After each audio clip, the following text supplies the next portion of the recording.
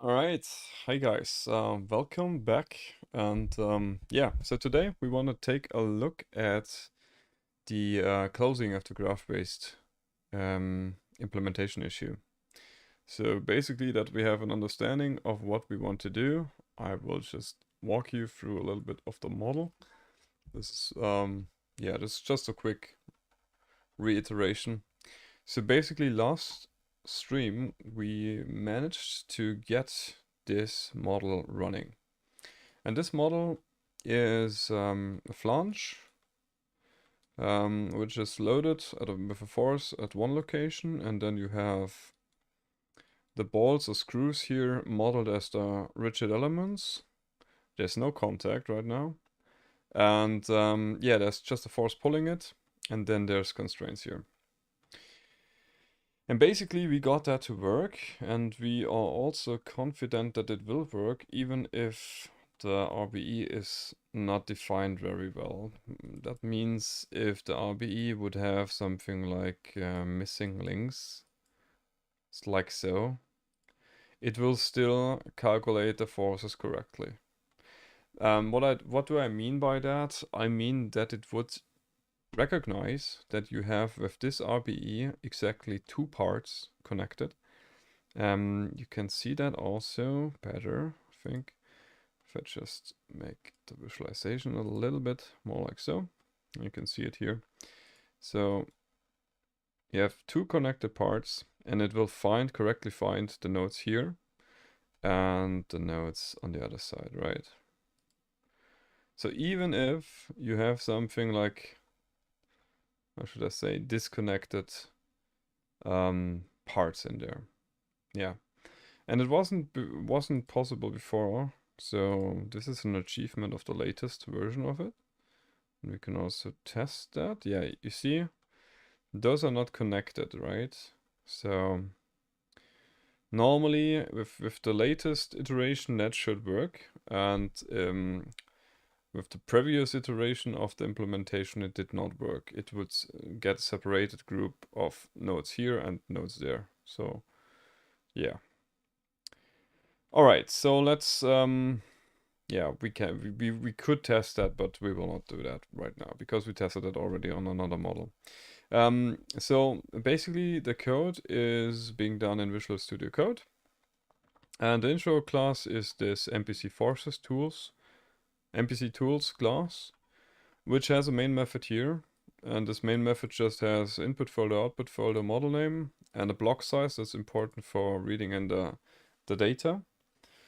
Yeah, then just this MPC force extractor class will get created, and then you have some methods which are being executed.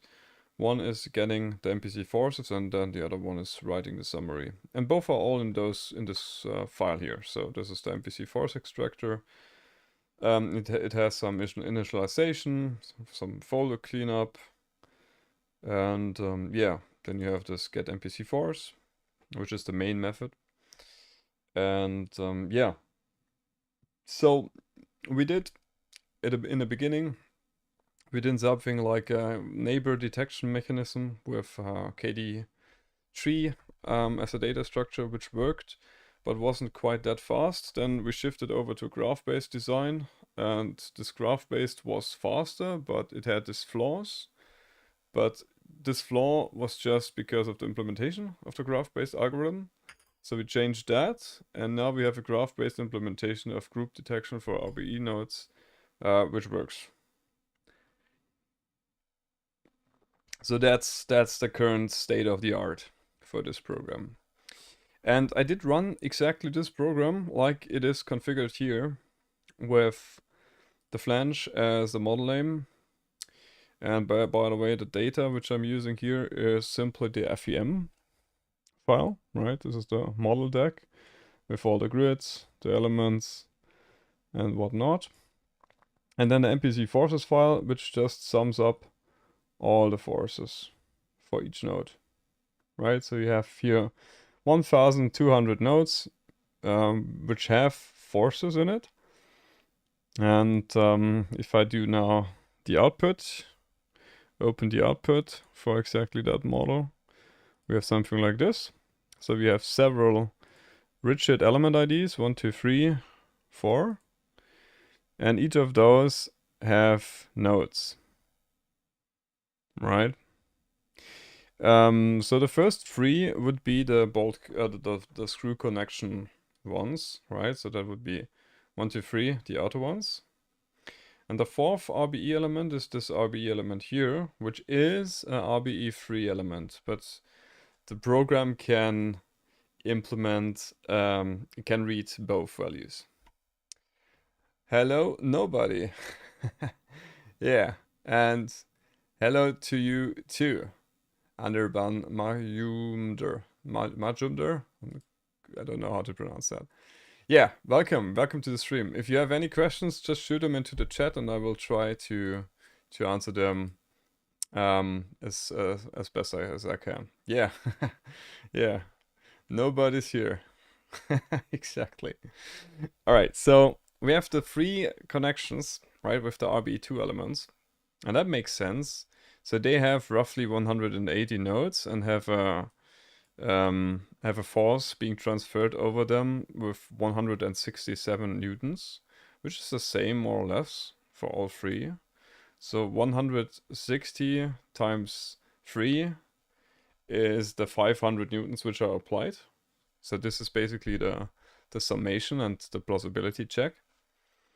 And then you have the awkward RBE element 4, which is not really an RBE2 element, but a RBE3 element. And this has just one part ID and a second part ID with no slave nodes. That's also interesting that it has something like this. Not sure if that's maybe a bug. But it has one group of slave nodes, and this one group has the 500 newtons applied. Nobody has a question. What is the best way to advance career in CIA automation data science domain? That's a good question, but the answer, well, that depends really. So I would say maybe something you heard before, but staying consistent on the topic, learning each day, just improving your skills, and then search for opportunities. So if you want to go into CIE automation, then you're somewhat in the right place, because that's mainly what I do. That aside, I would say get fluent in at least one programming language. I would suggest Python. And then get yourself a good algorithm book and just learn data structures and algorithms, because those will be very handy in various situations. Like, I always tell the story, I was doing my PhD thesis, and it was actually the neighbor detection thing. And I had a different set in mind, and I didn't know at the time about time complexity and algorithm data structures and stuff like that. I didn't know what a KD tree is and stuff like that, right? So I was just, hacking my code, and it was working, but it was slow. It was very slow. And then I have that friend, which I asked, hey, I have this problem. What do you think of it? How should I approach that? And he said, well, KD trees are pretty good at that. I tried that implementation. That took me maybe 1 hour, 2 hours. And it was, I don't know, factor of 10, 15 faster. So knowing algorithms and also data structures is a huge plus. So if you have a computer science background, it's a different story. So you know that all. But if you have an engineering background, if I talk about what I did at programming in my studies, we did a little bit of VBA. So that's a Microsoft programming language. I hate it to the core. And then we did some MATLAB, I think. And that was it. So Python, I had to learn everything from scratch. And later on, I also needed Java. I also learned that from scratch. And it was not with courses or so. So you don't learn that typically. Maybe it's different now. But actually, I'm teaching that in a university, and we are teaching MATLAB there. But it's just the basics, right? It's just what's an array, what's if, what's for loops, what's while loops, what's all that. But nothing really about data structures. Like data structures, I mean something like or algorithms more specifically. Advanced data structures like hash sets, hash maps, sorting, time complexities, and stuff like that. So I would suggest learning at least one programming language profoundly, that you're fluent in it, and then just code. Make it like something like I do here. And I saw there's a problem, at least to me that's a problem, and I don't know there's a solution out there for the MPC forces. And then I just tackle it with whatever I have at hand. Right now that's Python, and I think it's working pretty fine. And you will struggle along the way, and you find something out about a data structure or two, and you implement your way forward. It's exactly the way I did it here. So I'm not sure. I'm streaming now maybe like 10 days or so. The first implementation of this group detection was pretty awful. It was it was requiring the user to have different properties for different parts, right? So just imagine that here in this model, I was requiring that the blue part has a different property than the black part. Although they're the same material. And why the hell should the user have different properties if they are the same material? So that was not good. Then the next iteration was the thing with the neighbor detection. That was pretty slow. And then the graph-based, that was not working in certain circumstances. And then, yeah, and then the graph-based now is also not the best solution, maybe. All right, I was watching your videos from past 1 year. I'm currently working as structural analysis engineer for Airbus. Yeah, well, then you are at the perfect place. Now you just have to look for, I would say, you have to look for challenges which require you to do the CIE automation and the data science thing. There are opportunities, but it may not be on your table. It may not be something your project requires, and you just have to look out for opportunities where you could apply something. But normally those opportunities are not too far away. Normally those opportunities, they are there and they are maybe hidden. But just be on the lookout for someone complaining about a stupid problem he or she could not solve, and then come up with a data structural algorithm way of doing it. I mean, the workplace is full of such problems, in my opinion. Like filtering stuff or sorting stuff or just getting knowledge from data.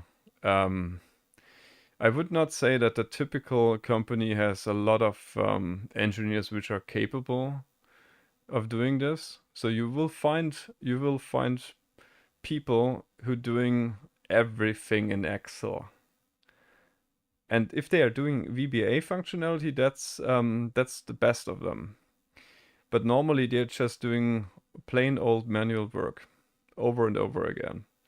This will change very rapidly in the future, I think.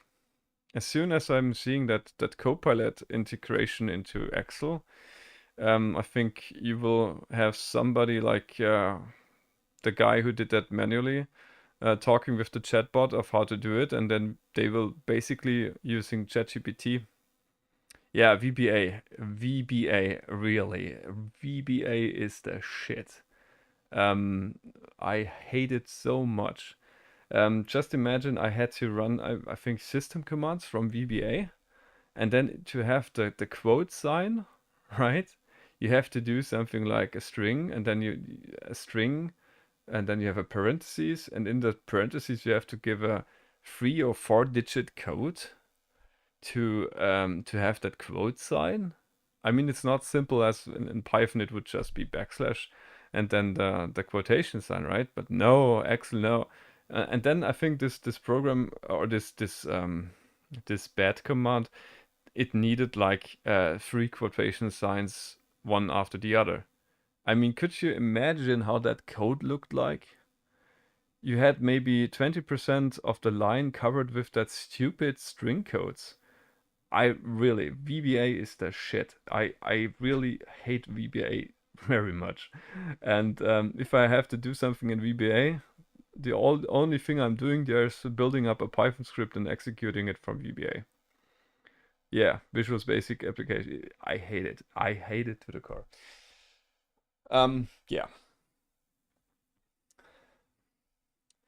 Full of functions, but they're focusing majorly on Python GUIs. Yeah, Python would be, I think, the best guess. Hey, Faras Udin, and they are. And the live streams are all up. So if you don't have time, you can also drop out and the live stream will be recorded and will be up on YouTube. So I'm not deleting anything. Yeah, so Python, to be honest, GUI is somewhat, I would say, still, you have this discussion about two worlds. There's this, I would say, web-based front-end world, and then you have this older one application to serve them all world, where you have your framework.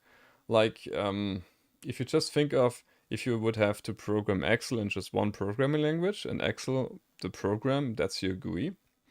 That's the older world, I would say. And the newer world does everything in browsers, right? With just a JavaScript interface. And then you have the user interfering in the JavaScript universe, and the code is being then done on the back end. Yeah, I mean, to be honest, that's where also my weaknesses is, and I don't have any idea about front end. No thing. I would like to have a little bit more TypeScript or JavaScript, no, but TypeScript knowledge I should have a little bit more. And to build something like something with WebAssembly or so, that's quite cool, but I don't have any experience with that. Today I saw on LinkedIn someone patented the Python Excel program. Really? That's possible? Well, there was this guy, I cannot remember the name of him, but he was very big in Python. And he then he went out and said that Python is now integrated in Excel. Or you could just write Python code directly in Excel. And I was so over the top, I was excited. And then I saw that the Python code is not run locally. It's just run on Microsoft servers. And to be honest, for me, that's a deal breaker. I don't know what it is. Maybe I'm a little bit crazy in this regard, but I don't like that my code is being run on remote machines. I just don't like that. I know with web browser and stuff like that, it's always the case, but just I don't know. I don't know. There was this app called, I don't know, cannot remember, but there was this app called I don't know, and it should help you with writing something, right? It should have a process with just a tool which helps you write texts like papers and stuff like that, with some profound methodology and stuff like that. So I wanted to try that out, but then I saw, all right, so all this is a web service, and all what you write goes on this web service, and the data will be there, whatever you will write. So all your not finished thoughts and whatnot, not that I think that's really a privacy issue, but I just don't like the feeling of not owning the data myself. So yeah, that's that. But long story short, so there's two worlds of doing that, and Python and PyQt is what you're talking about when you're talking about GUIs in Python. It's okay, you can do some things with that, but I think if you want to get really far ahead in front-end development, there's no way around JavaScript, or even TypeScript would be okay as well. But something which ends up in a web browser. One more questions? Yeah, sure. Go ahead. Go ahead. I don't mind answering questions. As long as it's interesting. I don't mind answering questions.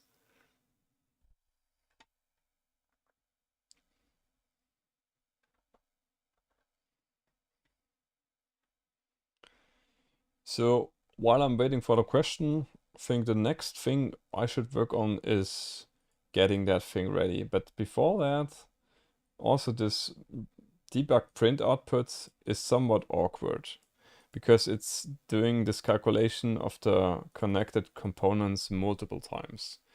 And this is maybe not ideal. So I think I should check if I'm not doing maybe something twice or so. So that would be here. And then there's a loop. There should be a loop over the rigid elements.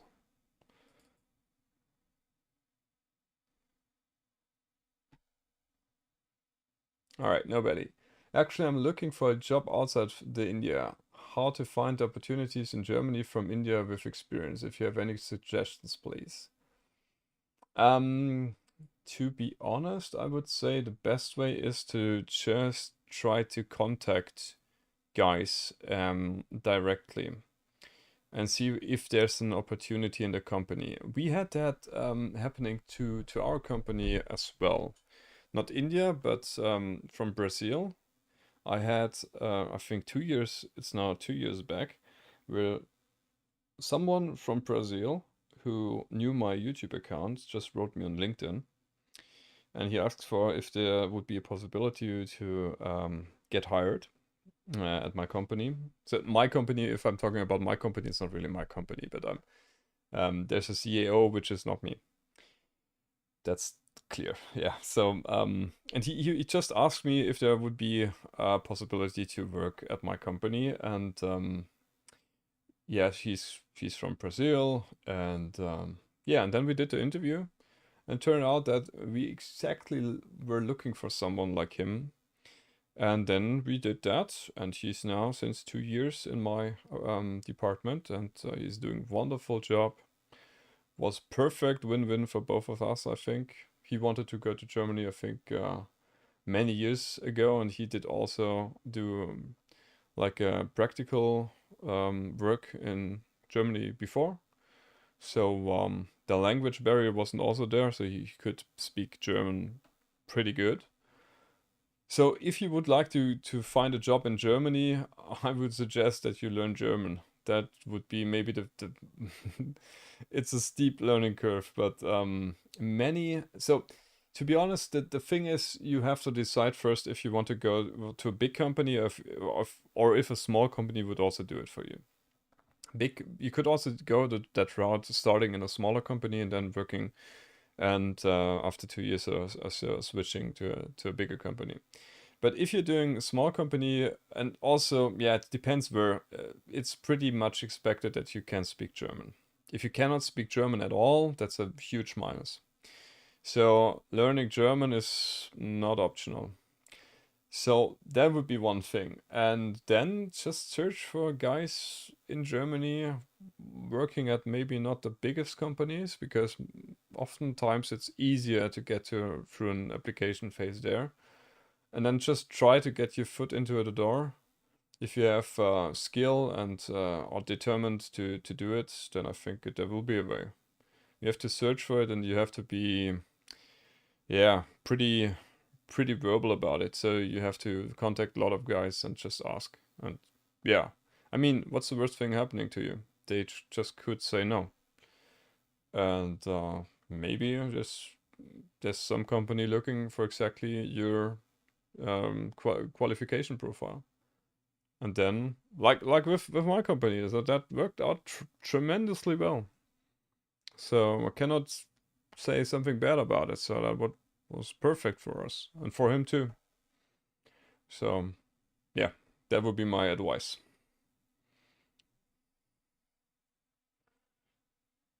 As per my experience, which one is good, France or Germany? Well, depends. When I said that learning German is not optional, Germany would be quite less hard on this one compared to French. If you cannot speak French in France, oh no, they will not accept you. At least that's what I heard. So this, to be fair, this is all not first-hand knowledge. This is just my work experience with some more things I have learned from other guys. But just think about I had French guys writing me back in French when I wrote a mail in English, right? So the audacity to do that. Yeah. So if you want to go to France, there's many good benefits of going to France. But French is absolutely not optional. But I would say learning French is maybe a little bit easier compared to German. German is pretty brutal. Yeah. But yeah, you have to decide, yeah? So French, Germany, then maybe also UK would be something, right? So you have to see. Because UK, the English is the norm. And don't neglect the small countries like Switzerland, Austria, Luxembourg.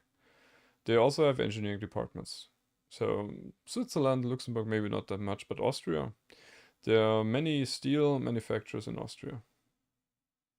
So you can go that route too.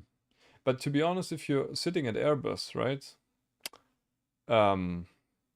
There would be a pretty easy way of doing going to France, I think, because they have the headquarters there, right? Yeah, you have to be creative about it. Be verbal. Check out LinkedIn. Check out guys you see working at a company which would get your interest. Check the job market. So this would be the one and only thing I would search for. I would just go on LinkedIn and search every day for a new opportunity and then just write something. Yeah. And then maybe also, like the guy from Brazil did, do a practical work first. That's not paid very much, but you know, you have to invest a little bit. So if you have the country fixed, just ask a company if you could do some practical work there. Make a combination, maybe you get a small payment for that. Make it a combination with a longer vacation if that's possible, with visa, etc. Then make that. Do that, go home again, work there again, and then you have this. When you apply for a job, you can say, oh, I did already 3 months of practical work in Germany. Because that was a huge plus for us, as we had the guy from Brazil with an interview. So we know, all right, he was here, he was working at a remarkable company, he did some practical job there, he could speak fluently German. So that was all plus sides. Then you just have to be good at your job, and then it's a win-win. But yeah, never underestimate the importance of the discipline required to make the progress you need. So you have to do the work every day. There's no way around it. There's no way around it. All right, enough chit chat. Back to work. Yeah, sure, not a problem.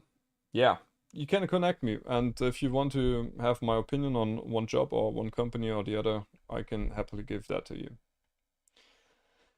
All right, so let's see. So I see that this finished calculated connected components is being outputted once per every rigid elements. And my fear is now that we have maybe the debug, the print statement wrong, because we are not really calculating the connected components every time for each rigid element. But that is to be found out. Yeah, sure. You're welcome.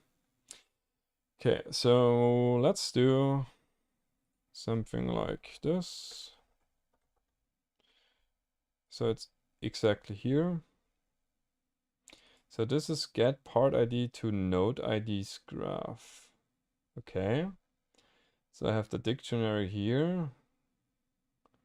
I'm calculating the connected components, so that's correct.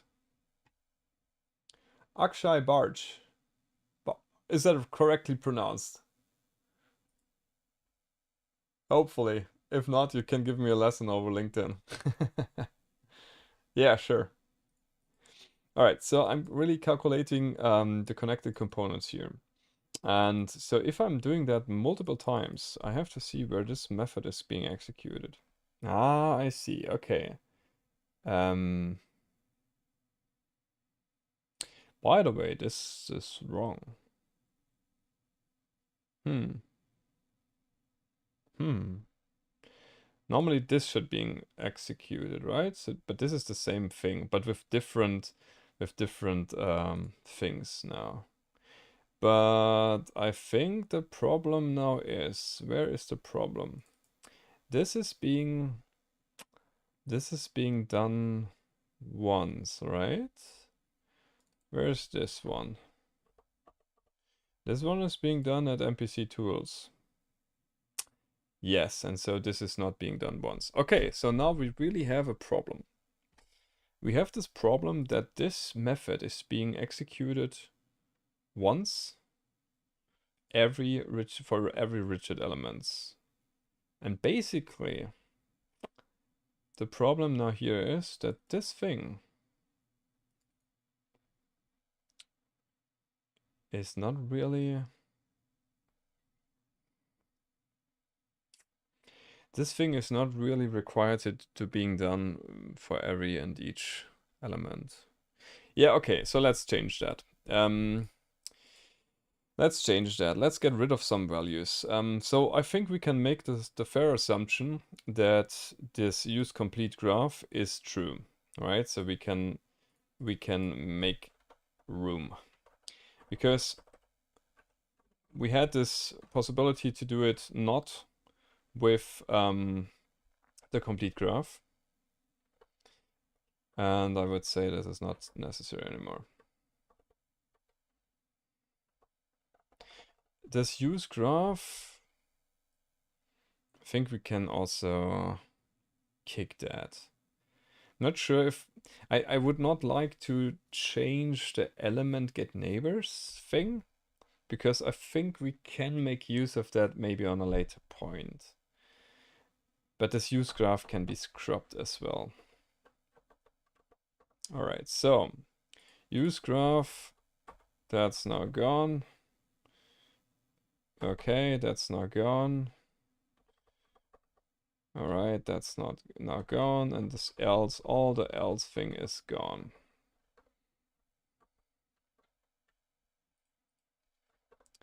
Why doesn't it do the format on save? No, doesn't matter. Let's do it manually. So now this method is now being done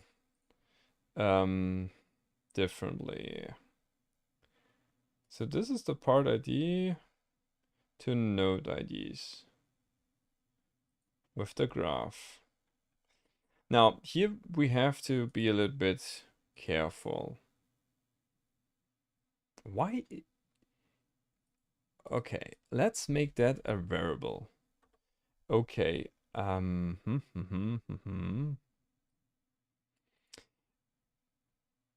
slave nodes has no purpose, so let's get rid of that. The forces has a purpose.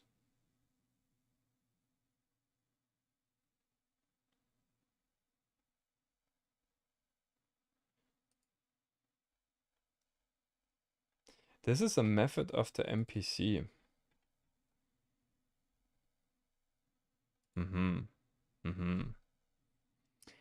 I would say it's about time that we have something like a static variable which we could use. Because the part ID to connected node IDs is something which not really belongs to the MPC. That really does not belong to the MPC. But I'm not sure where it belongs. I'm not sure where it belongs. But let's just make that different. And let's make something like part ID to connected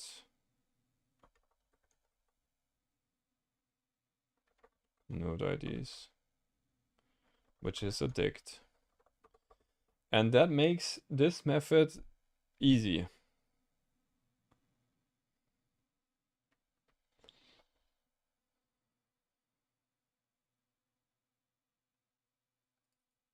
Yeah. This dict now has to be given at this point. So we have something like a part ID to connected node IDs. But now we have to somehow make this up. So if we do something like this, get the connected nodes for all nodes? Yeah. Yeah, Sunday problem was already solved. The Sunday problem was already solved. So we could make progress there. I will show that to you later. Let me first import it's not the MPC. Do we need an MPC as well? I'm not sure. I think the one I would like to use now is the I'm not really liking that we have it here, but yeah, let's take one step at a time. So that should be somewhere in the data structure, I think. Yeah. Entities, right? Import elements. So that makes sense now. Now the problem is just that this method does not exist. This method does not exist. We have now this is the main thing which takes us time. Well, to be honest, no, really not. It's taking 0.2 seconds, so it's pretty fast. I could have left it also in MPC, but it's bad design. But this self get part to node IDs graph is not there. So let's just make it here. Oh man, to do some more.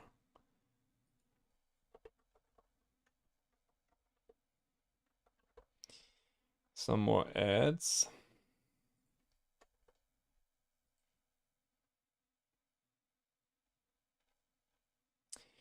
All right, so here should be the method which I parked into widgets. Right, so this should be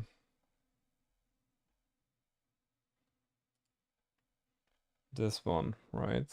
The graph.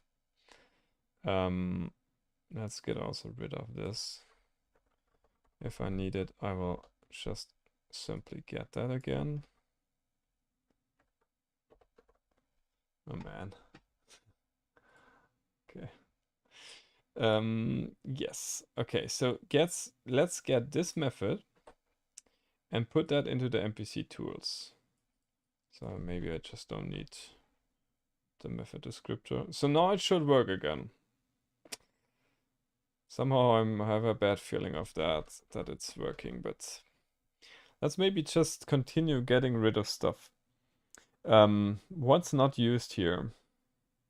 So get part IDs to node IDs. I think this was the old one. Get part ID to node IDs with the attached elements. So we can get rid of that.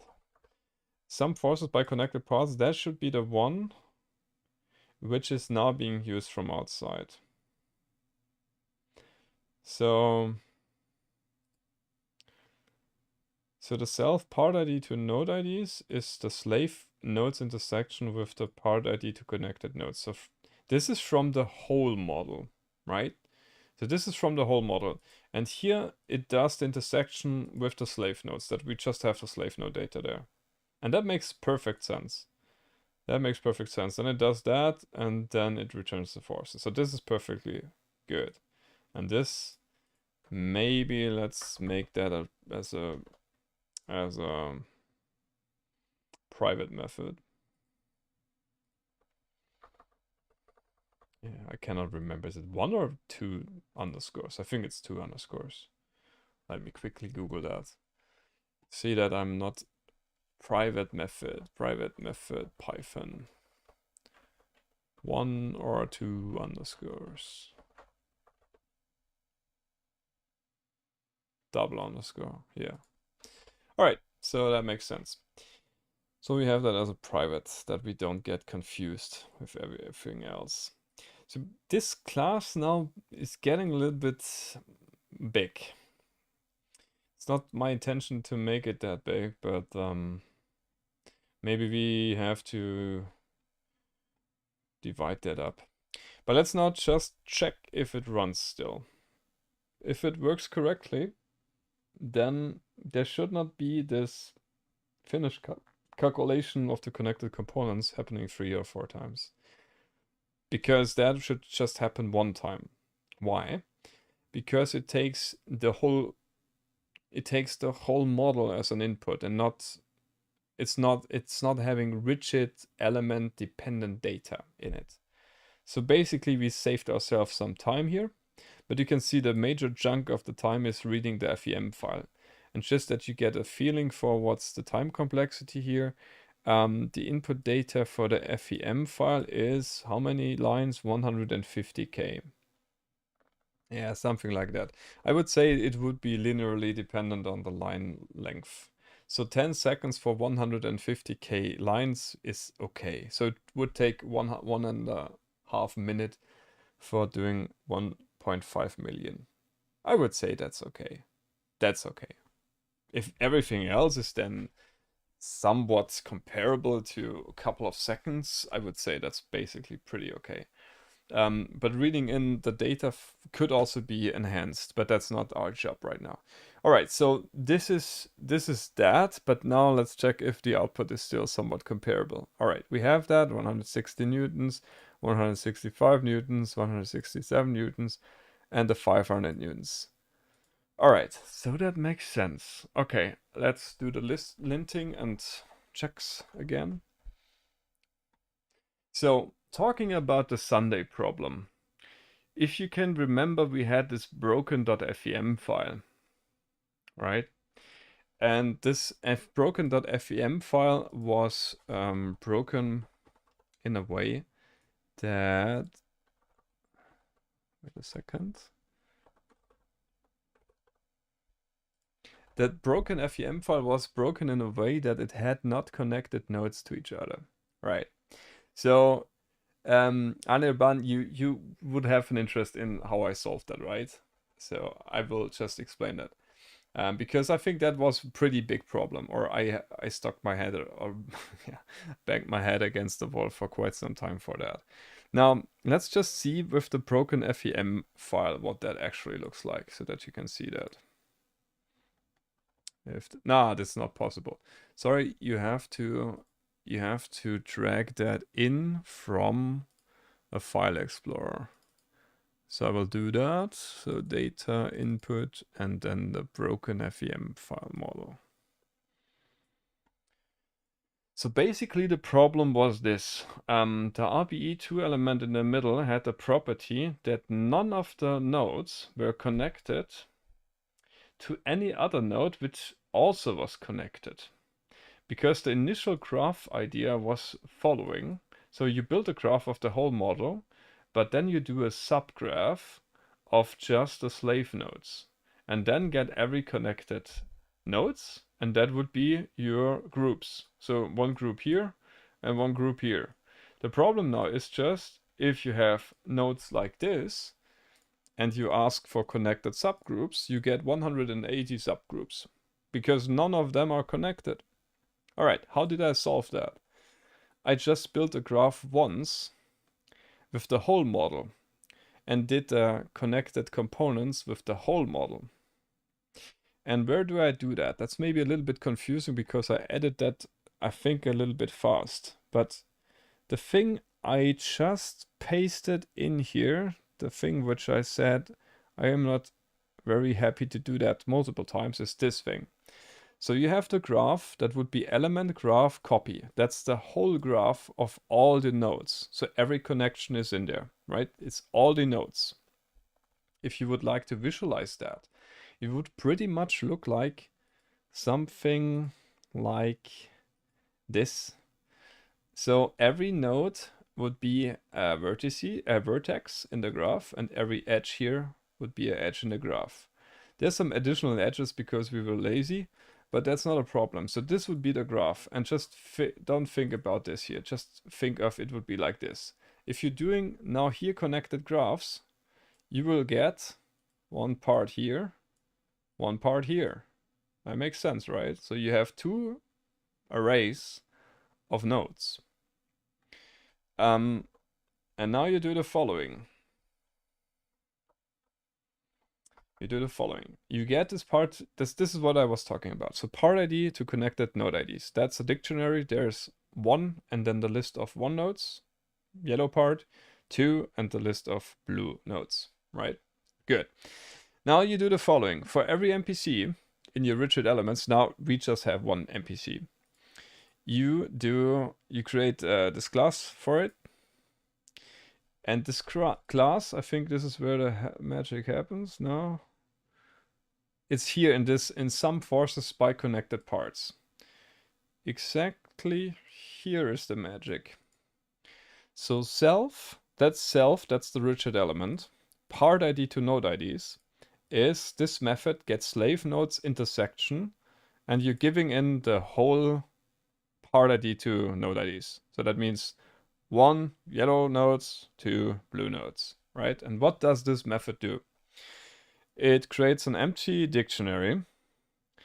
It creates the slave node IDs because you have the nodes in there, and you would want to have just the IDs, not the instances of the nodes, but something like the node IDs. So this is just the slave node IDs.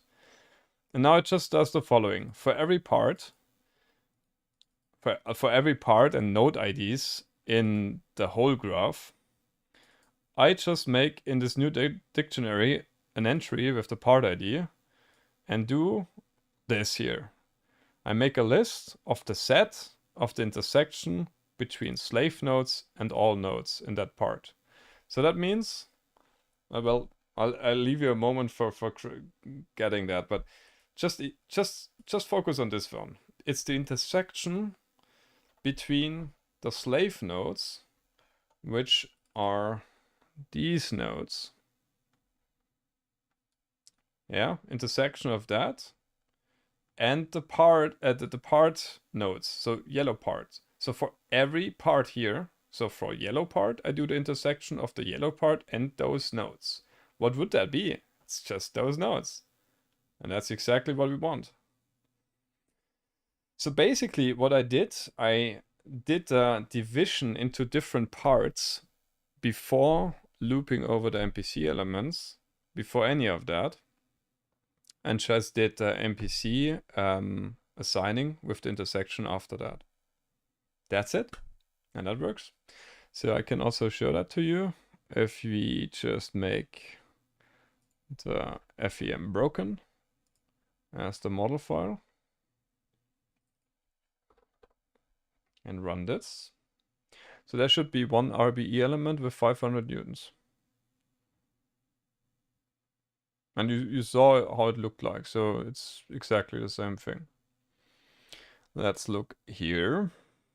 Broken, summary.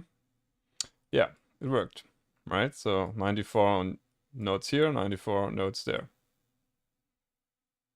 That's it. All right, so I think that worked. Now let's do the task test.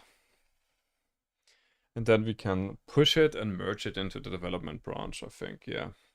I know the testing is not ideal for right now. We did not really test the graph-based method and stuff like that, but for me, that's okay for now. I will do the testing later. You got a 90 on your computer networks quiz. Hey, congrats. Yeah, pretty good. Pretty good. Was just talking about the success of having the graph-based approach. Having that working now is pretty cool. So what did we do here? We did a little bit of method changing. We did a bit of cleanup. We did a lot of cleanup. So cleanup and method refactoring. Yeah, you know, the red is beautiful. It's beautiful as long as you don't need it back. The amount of times where I had something like, oh man, there was something, 100% I did that already, and then I just searched in the Git, and then yeah, it was quite clear to me that I just implemented the same method twice. Yeah, I think it happens to the best of us, but it's pretty, it's pretty awkward every time. Because you don't every time just search the whole Git thing. That's, I don't know. I don't do that. And sometimes it's like this. You have to do something twice or three times, and at the third or fourth time you will get it even better. So just think about just think about my GitHub repositories. Yeah. If I just wait a second, if I just show that to you. It was not occurring to me that I had a second Hyperworks tools repository, which I did maybe a year or so ago, or 2 years ago. Where is it? Yeah, you see that? Yeah, I have Hyperworks tools with even the correct syntax. And I'm not sure what I did there. I think I did a little bit of a command line tool, but you see also a README, a documentation even, right? So that we don't have that right now. Yeah, so I'm doing that thing also multiple times, right? Yeah. So now it's Hyperworks tools with capital letters, camel case style. Yes. So sometimes you have to do it multiple times. All right, so let's now do a pull request, and as usually we do that pretty amateur like. So I cannot do a review on my own things. Do you know? I know maybe that's a boomer meme by now, but do you know this Obama meme where he hands himself the own medal? Ah, let me get that for you.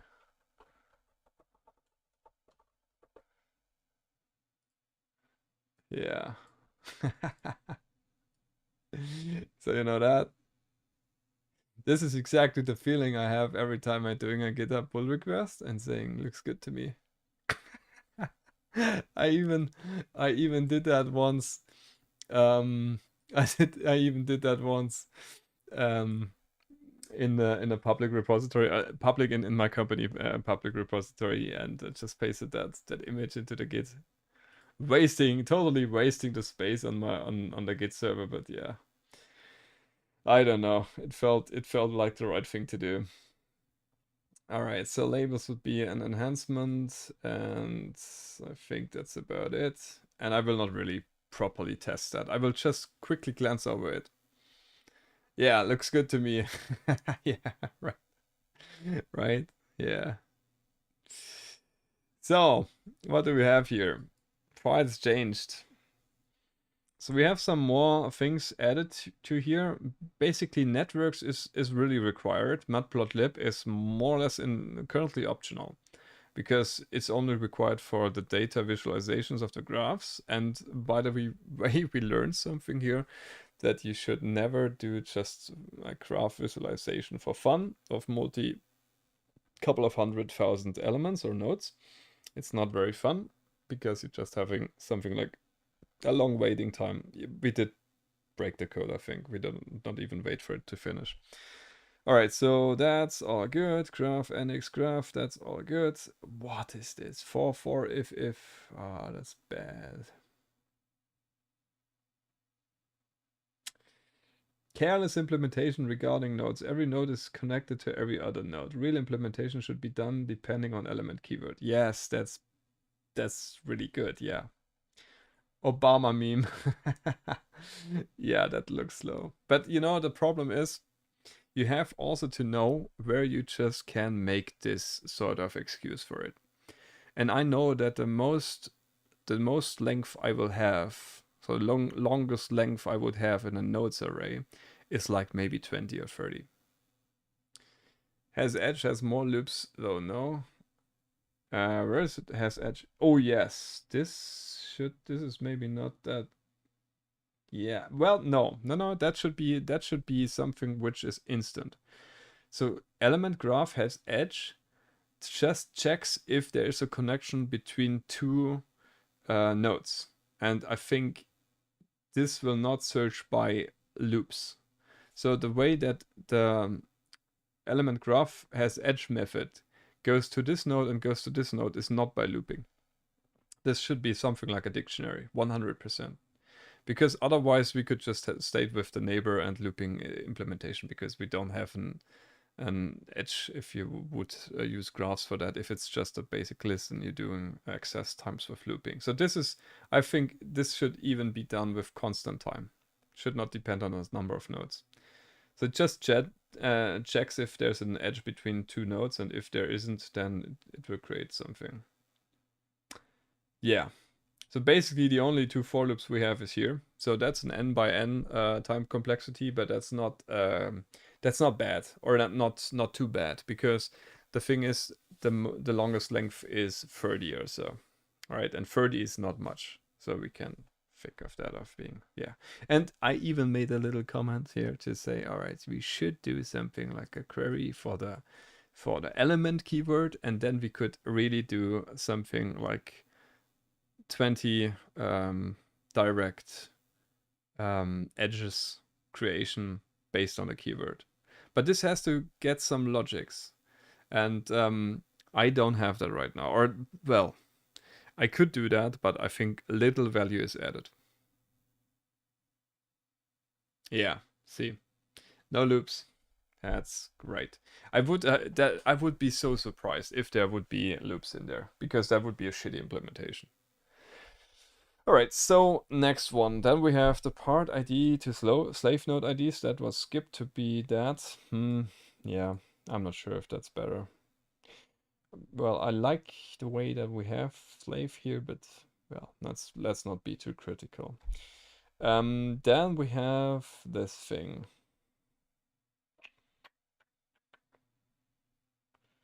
Yeah, so basically the whole method is being thrown out the window. Well, no, it has been changed. So this has been extracted to some other tool. So this has been being transferred to MPC tools. That makes sense to not have that here, because otherwise we would have to execute it for every rigid element, which we would not like to. Okay, so that makes sense. Why is this being cut?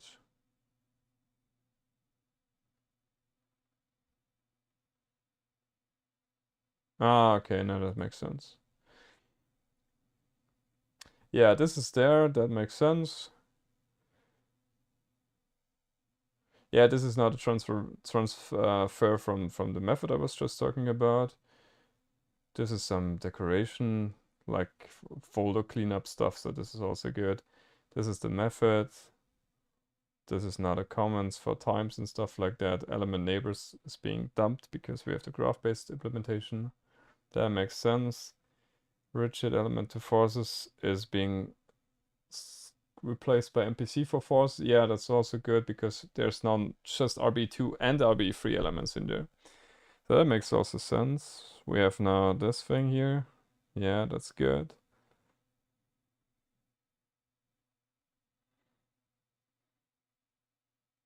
Can't remember that there was so much to add here.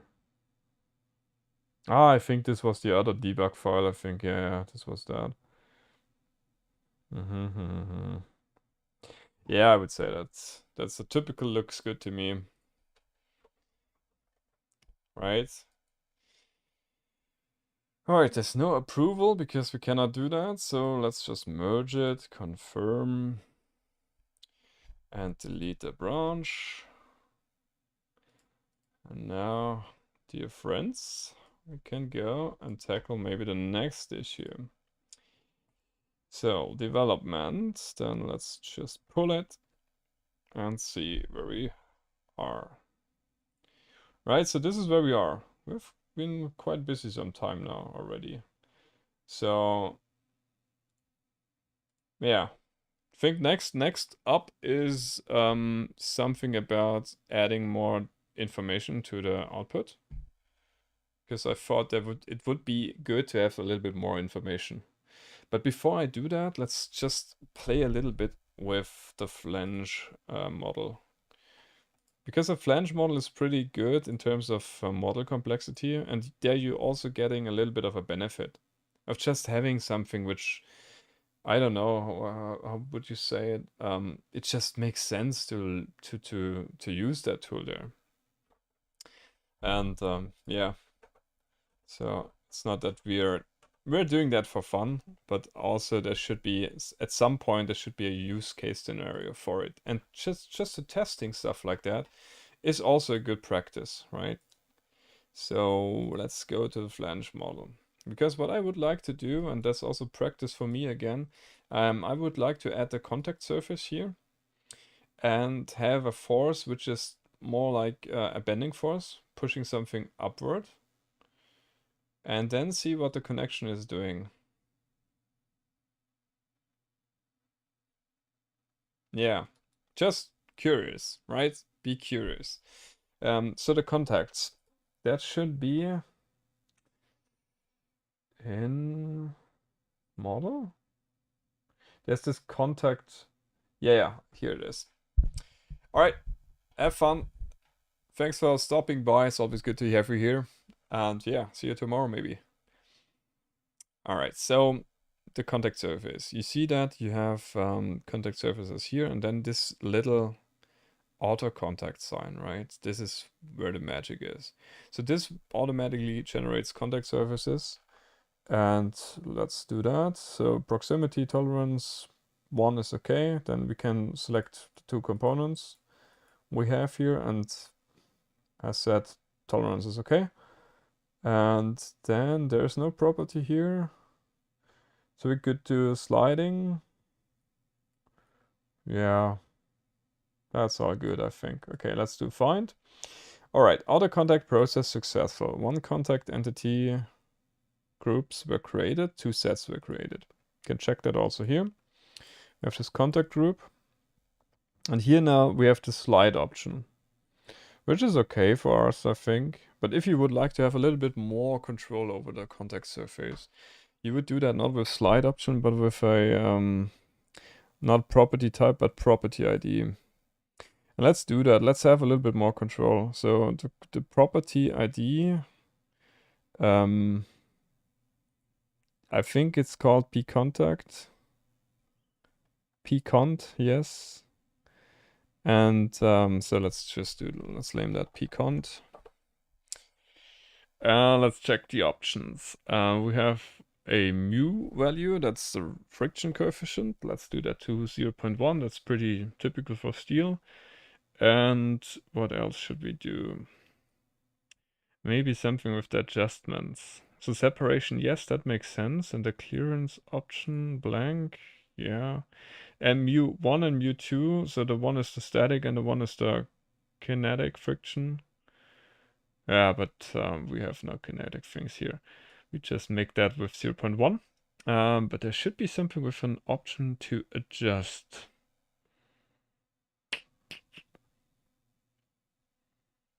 Or is that in the contact? Maybe it could also be here. So let's assign the property we just created to the pcontact or contact group. And now the formulation is here surface to surface, which I think is okay for our use case. And then adjust here, that's what I wanted to do, auto. So if you would have some small gaps in your meshing and stuff like that, that would be taken care of by the auto options for adjusting. You can also see maybe the tooltip here. Right, sorry, I have to go really close to the screen here to read that. Default is no adjustment, auto, a real value equal to 5% of the average edge length on the main surface is internally assigned as a depth criterion. All right, you could also just specify that with a real value. Yeah, let's leave it on auto. I think it's a little bit more stable if you do it like that. Okay, and then let's change the force here. Let's quickly hide the elements. And let's change this force. So pressing letter L to get to the loads selector. Then here, and then edit this load to be direction, I would say, what do we have here? I would say minus, I would say something like this. Right? Why not? Have something like this. So it's pointing upwards, and so I would suggest that what should it be? Because now the thing is, what is taking the load? Does the contact take the load, or does the rigids take the load? What's the thing here? Yeah, let's just find out. I think contact-wise, I think there's not much what we should do. We have defined the contact. I think that's about it. All right, let's just try that. So let's do analyze here. Let's do flange and contact. Let's also maybe save that also as a hypermesh model, that I have the binary form of it too. So file, save as, hypermesh model, flange, contact. All right, so it's working now. Should not work too long, I would say. We can prepare the Visual Studio Code for it. So the MPC tools now should have something like a flange contact. So, and the solver already finished. That's good. Now I will transfer the thing to models. So MPCForces and the FEM file is needed in the input directory. Okay, and then I just run that and let's see what results are we getting. Oh, okay.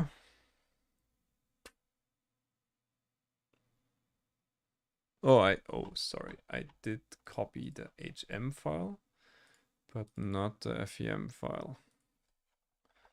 And so it has nothing to read, and so it's pretty fast. Let's do it again.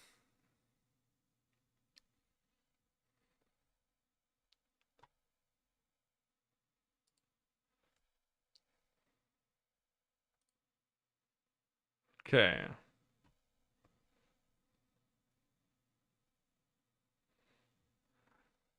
Okay, let's see. Output, flange, contact.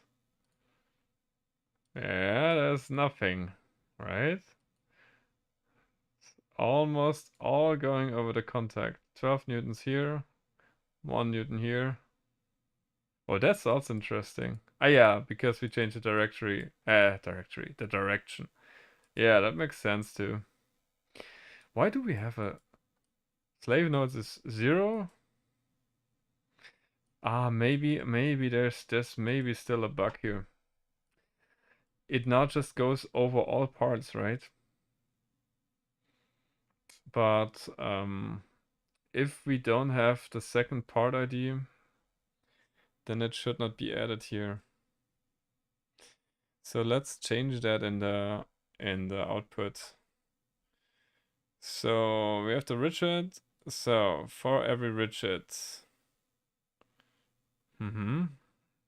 No, that's not the one I'm searching for. Ah, where is it? Here. Here. No, that's not it. Write summary.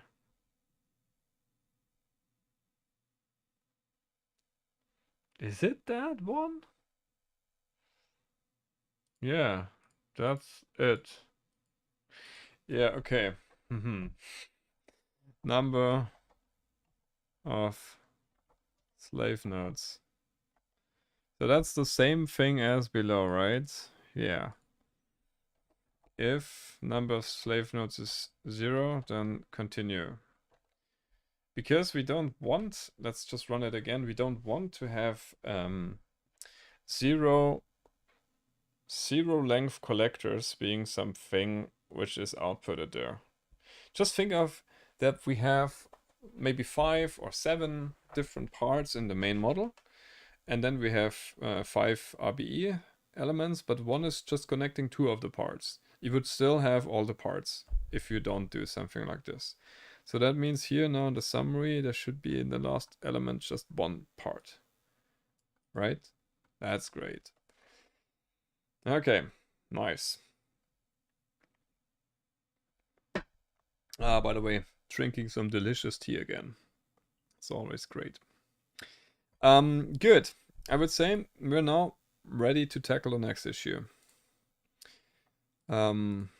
Modified the output a little because of no.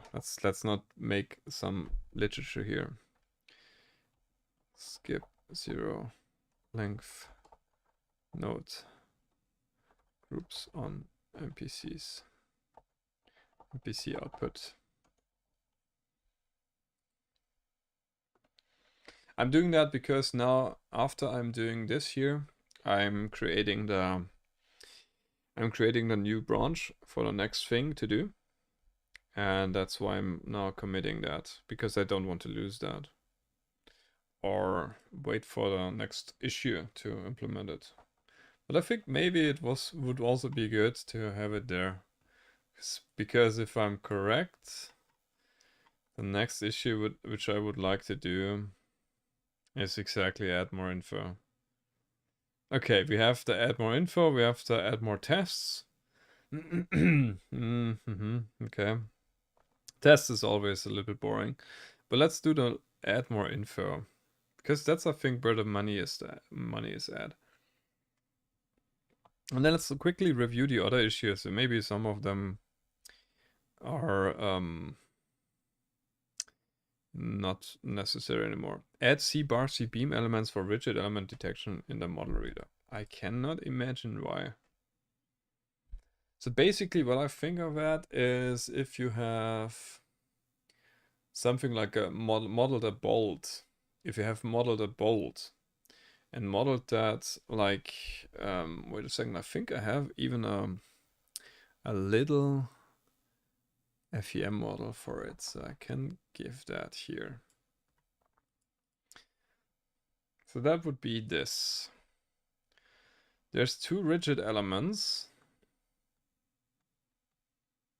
No, there's 1 rigid element. Wait a second, that's not a bolt. Oh, that was the wrong model, sorry. Something like this. So you see there's a C-beam element connecting 2 rigids. Now the question would be, what should the output look like? And I'm tempted to say that the output which currently would be happening is the correct one. Because it would just have each of the RBE elements there with 1 group. Yeah, because the RBE is just connected to 1 property, or 1 property to 1 group. And then you have the force summed all over this thing here. I think that's perfectly fine. The thing maybe then is, if you would like to group RBE elements based on connected bar elements, that could be a thing. That could be a thing. I think this is what I meant here. So, yeah. Let's maybe write that down. For bar elements, for C-beam, C-bar elements, there are multiple RBE2s connected. It would be great to be able to group the RBEs by connected bar elements. Connected 1D elements.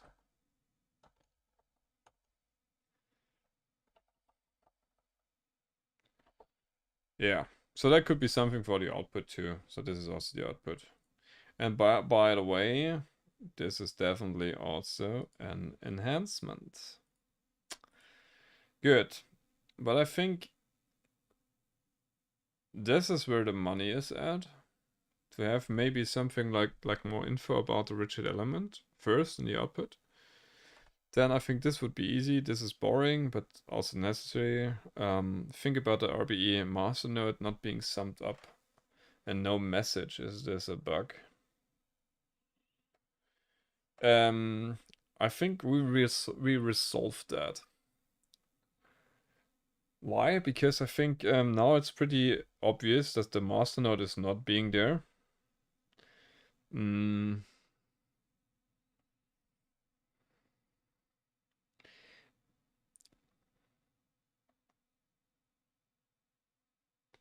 What we could do is getting the MPCForces for the master node and write that too in the output. That would be pretty easy, I think. Okay, but yeah, that's also something for another day. Then look into the performance issues. I think we can close that. The performance is pretty good. Did that graph based algos follow in? I think that's okay. We can close that issue. Someday extend the functionality also to bolted connections. I think this is a duplicate to the one here. Imagine RBEs used in holes but being connected by a bar2 element. Maybe it makes sense to analyze the whole connection. The RBE can be found by the bar2 element connection then. So just an idea. Bolt detection module, bolt analysis module. Maybe that's something very interesting. Yeah, maybe. Something which I could do, or which would be interesting for the bolt thing, is that the bolt has a diameter. And if you know the diameter, you can also see or guess from the forces which are being applied to this bolt if the bolt may fail, right? So you could just make directly an output without looking at the model if we have a problem at a bolt. Yeah, but the other way to think of it is I'm not trying to reprogram Hypermesh as a command line tool, right? Just think of it like something the engineer does. Looking at the model and judging if the model is working or not. I with the tools I'm developing here, I would like to help him, not replace him. So it's not my plan to do something which is take an FEM result in and then you're getting a report out with everything in it. So that would be too much for one person to do. And maybe not really also not a thing which you would like to do in general.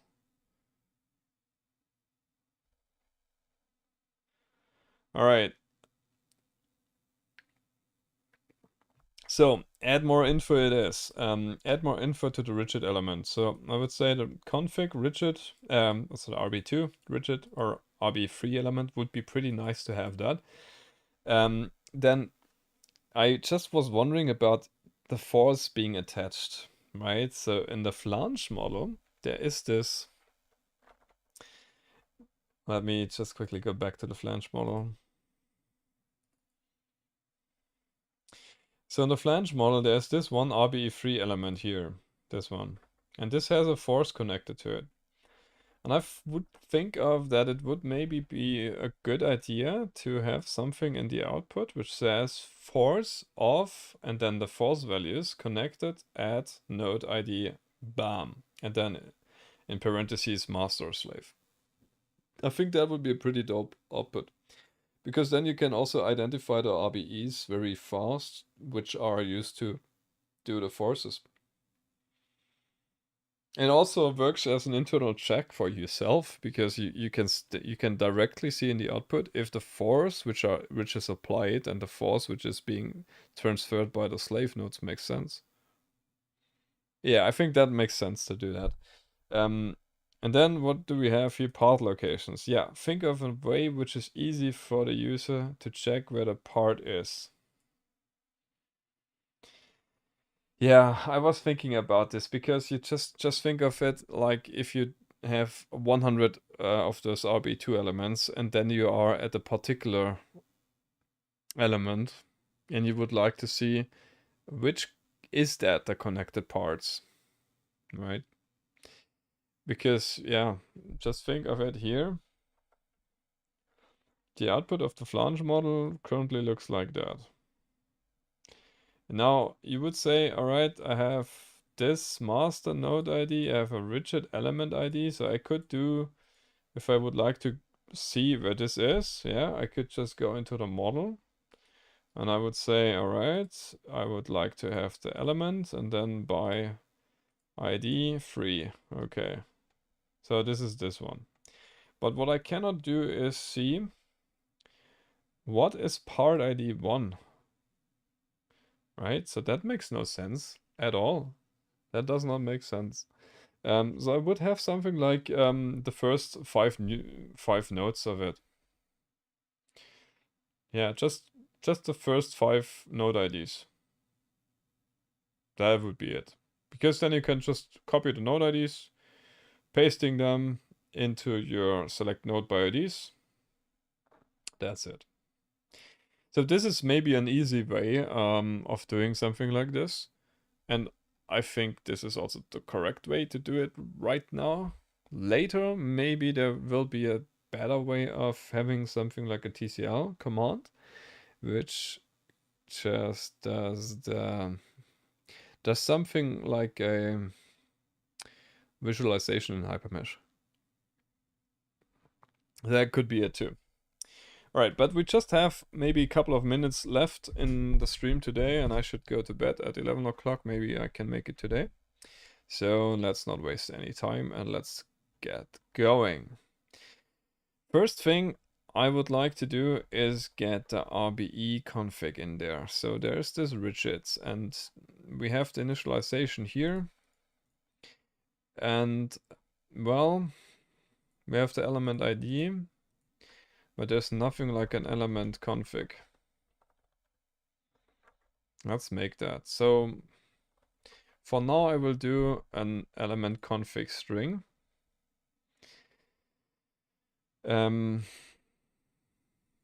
This will also screw up all my tests. Yeah, but this is the way it is. Yeah. Okay, so an element config, which I can then yeah, or MPC config, maybe something like that too. I'm not sure if that will change in the future, because then it would not be good to have that as a string, but more like an enumeration. Haha. MPC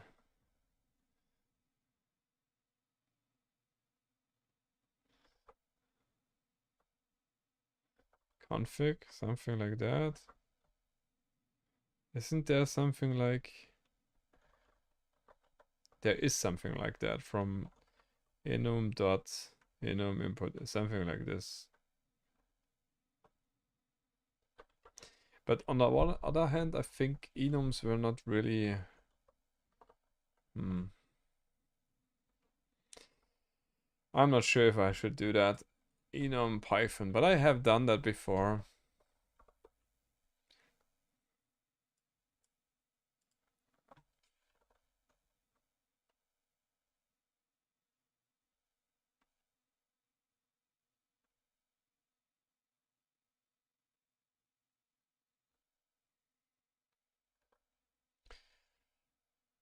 From enum.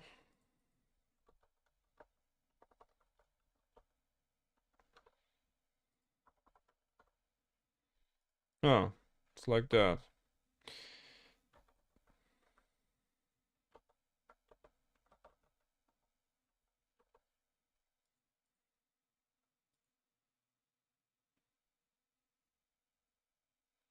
Is there another one?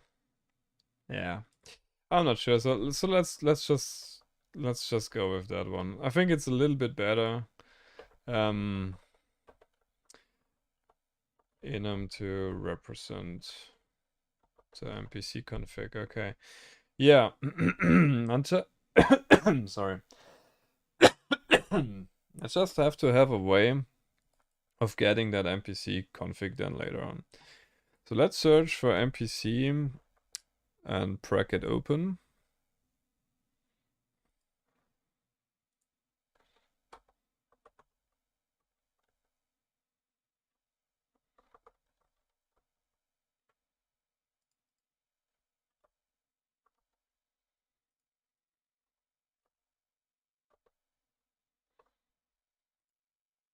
Okay. Test is done. Okay, now we have something like that. Then MPC config is none. Then here we can say MPC config is RBE3 and then MPC config is RBE2. Haha, no.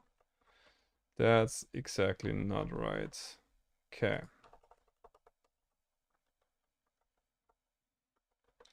Alright, it's something like this, and then we have to also import that because otherwise we have not an access to this. And then we have the MPC config here. By the way, I forgot to check out the branch. So let's do a quick fetch. And then let's get this branch. Why isn't it there? Oh, I think because I did not create it, right? Haha. Okay, let's do that. Add more rigid element, and then let's just create a branch for that. Okay, then let's do the fetch again. And then let's check out this branch. There's a new local one. Yeah, so I can sleep better now. So element ID MPC config master node. So that should be good now. Okay, and then self.mpc config. Yes. So we have that assigned. And then I can do something with the output now. So in the MPC tools, there's this write output. So we can do element blah blah blah file.write. Yeah, it should be an MPC element ID and then the MPC config and then the MPC config. That makes sense. Good. So I could say that the first thing which I wanted to implement is already done. Is there a force attached? is a bit worse. Yeah, let's do the slave node parts. File.write. First 5 slave nodes for location.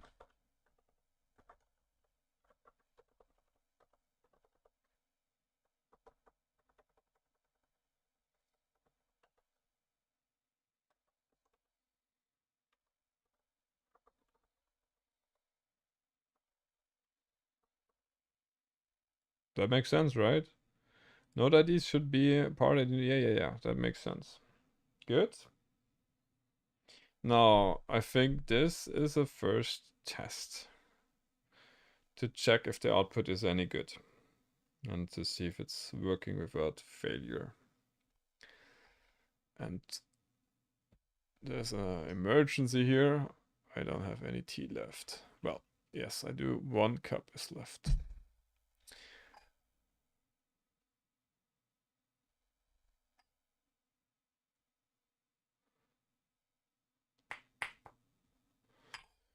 Alright, so it worked without failure. That's a good thing. And I think the model should be the flange model.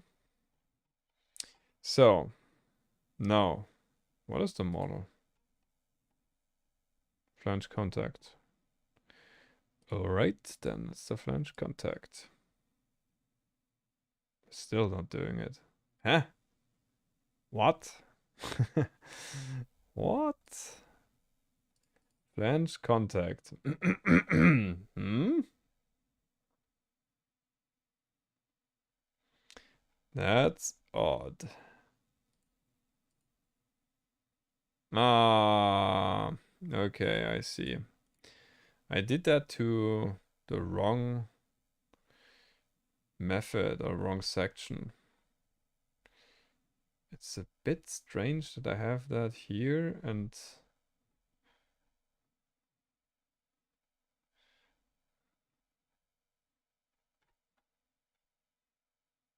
write summary should be it. Yeah, so the first, okay.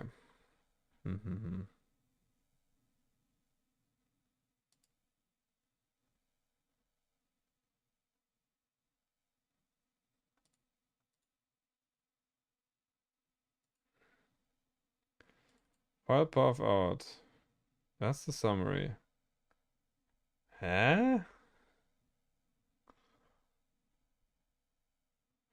This is the detailed one. Okay. Yeah, alright, so I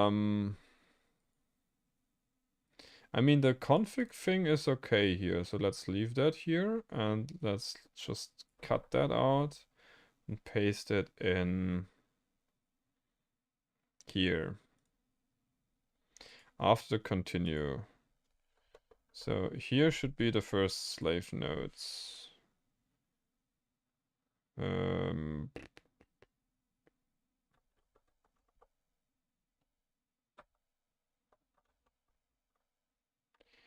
Well,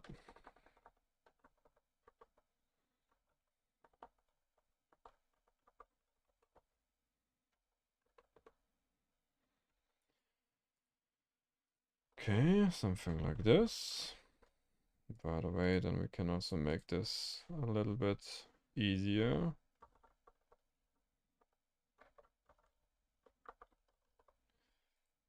Okay, that's the node IDs, that's the first 5, and then let's also do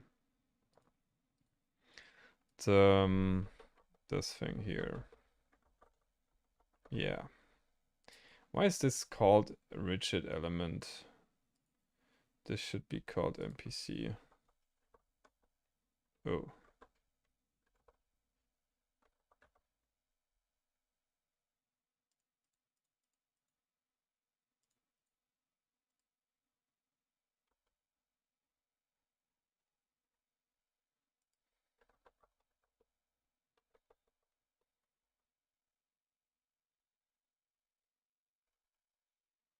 Okay, that makes sense now. What is this? This is not used anymore. Rigid element to part forces. Oh, okay. That's a mistake. Yeah, okay. NPC, yeah, okay. Let's do that as MPC element. Excuse me. Sorry, my voice is a little bit rough today. Ah, what did I miss? There's something wrong here. That makes sense. Now here's the first one, then there's the second one. That's not good.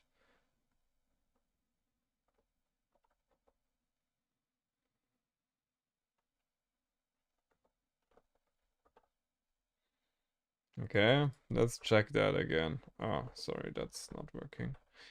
Let's check that if it's working again, or if I did screw it up here.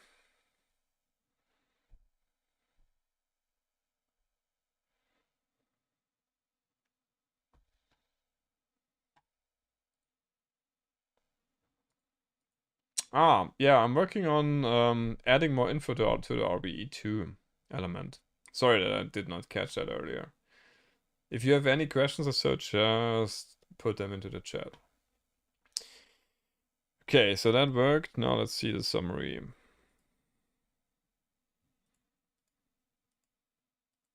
Ah, that's a little bit strange. Why is it MPC config RBE2? Well, it does work, but um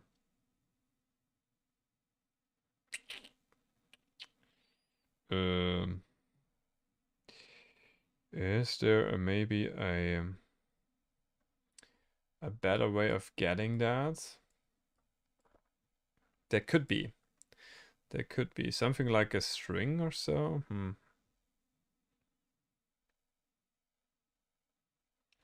Let's see, that should be pretty easy for Copilot.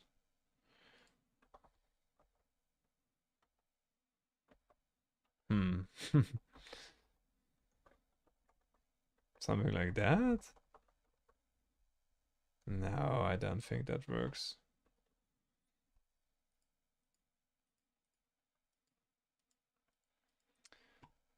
There should be a value method.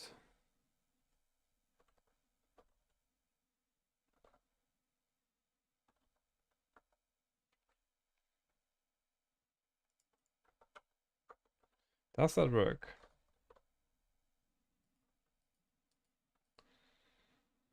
Somehow I'm doubting that this is working.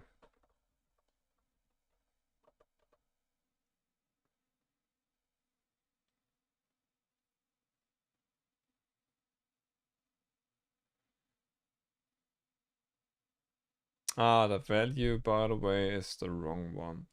I would like to have the name of it. Let's just run it and see if it works.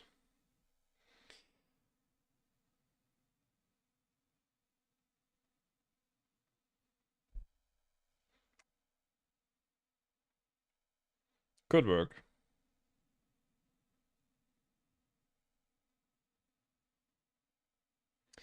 Yes, so that worked.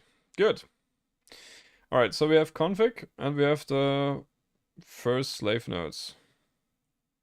So I could just copy them and just make something like this, but for the right model. Flange contact. And then just go at node ID, nodes by ID. Paste them in here. Oh, it won't let me paste. To be careful what I select here. Let me paste. Okay, selected that, and now... Okay, I'm seeing it's this RBE element and I'm on the blue side. Blue, blue, blue. Alright, so that makes sense. Okay, that works, and I think that's okay. Now comes the more interesting part. Well, I should go to bed, but the more interesting part would be to have the forces also in here. But that would mean I would have to create a class in the data structure. Let's make something like forces.py. And let's make something like a class force. Yeah, I think that should be pretty easy. What's an... Oh, that's embarrassing. I cannot remember what's the atom. But to be honest, it's not really that what I wanted. Chords. That's a list of floats. Components, let's... Yeah.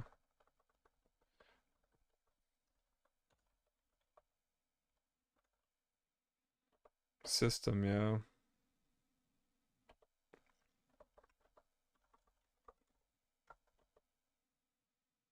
Something like that. Okay.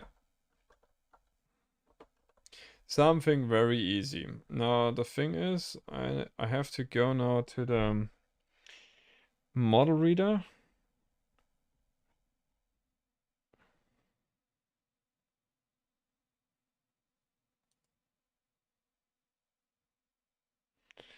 Yeah, I know that has to change in the future because it's pretty damn not efficient because I'm reading that file multiple times. But let's make it as an easy implementation first.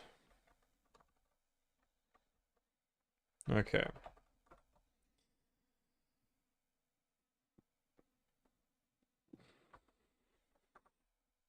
Okay, let's check that, how a force should look like, right? If I check that for the model we're currently working on, the flange contact. I mean, that would be pretty easy to just switch. Yeah. To switch the order of reading the files in. That would be a thing to do. Yeah. We could do that if the forces does not have multiple lines. If it has multiple lines, then we're a little bit screwed. But that's just that's making the running time better, but it's not really changing if the code works or not. So if the force is there, then I would say this is the ID of the force. And this is also making now, it makes clear that we should have something like a force ID. Okay, let's make something like an ID as an int.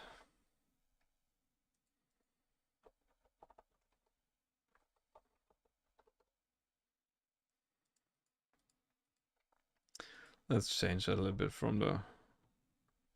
Let's make it the different... let me change also the tune here. Okay. Alright, so let's look at that again.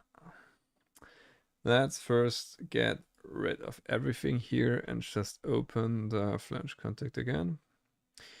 So 2 would be force ID. That's the node ID where the thing is. Then we have, I think that's the system ID. Then we have whatever this is. And then we have 3 components. What is this? I have to check that really quick. Cannot think of what this is. Opti-struct force.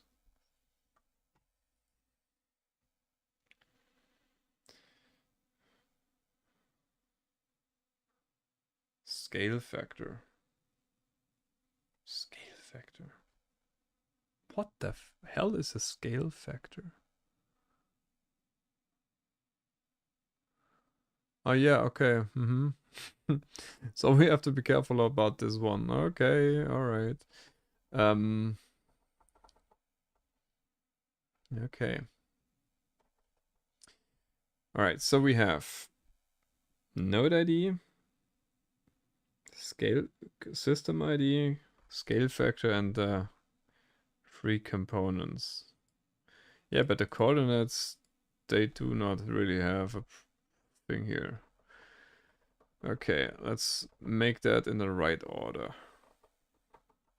So ID, node ID, system ID,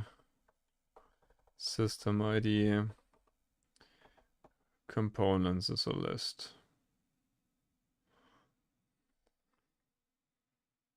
The scale factor is pretty damn stupid. Yeah, we don't have a scale factor here.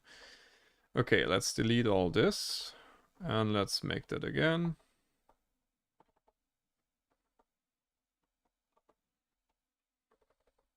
But now you have the ID, node ID, system ID, and then you have a scale factor, which is a float. And then you have the components, which is a list.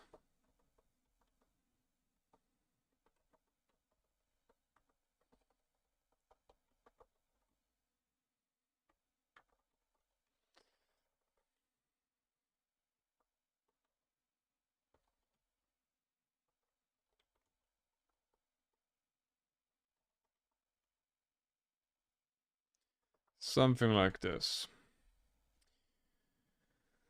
Okay, so that makes sense now. Now let's go back to the model reader. And this is for sure wrong. If that, yeah, so. Okay, now we can get talking. So the node ID, the force ID. Wait a second. That should be 2. That should be 3. System ID is 4. Scale factor 5, 6 to 8. 6, 7, 8. 6 to 9, right? Because I think 9 is exclusive. Okay, and then we have that. And we should have then something like a forces.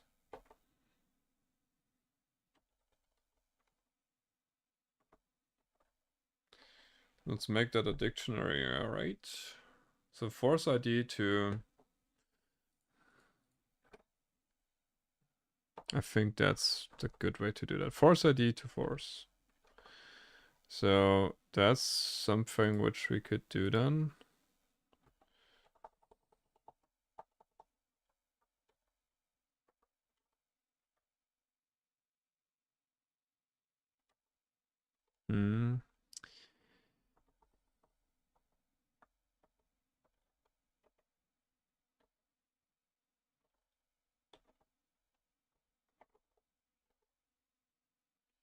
So force is missing here.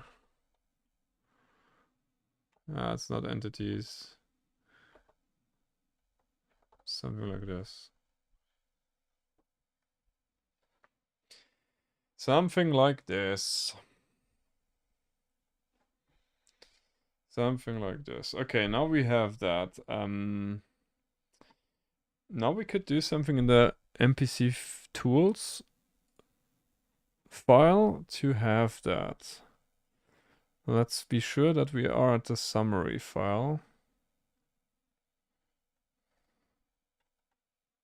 Here. So for MPC, blah, blah, blah, blah, blah. Let's make the thing here correct. Forces present.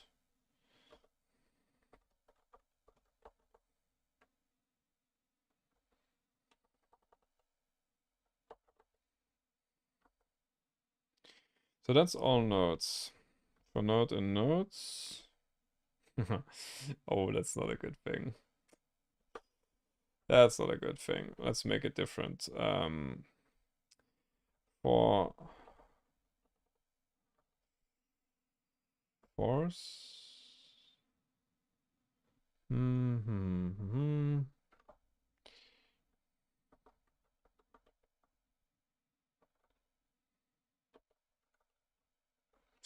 Something like this. So for nothing, because that we don't need that force ID. If force node ID in MPC master node ID plus MPC part node IDs. No, let's make the difference. So if that's here, force at master ID. Yeah, then we have that, force ID. Then we have a comma, and then force dot. What is that? For. Sorry, that's not good. Force. So force that, and then here, force dot com. Is that not the components, man?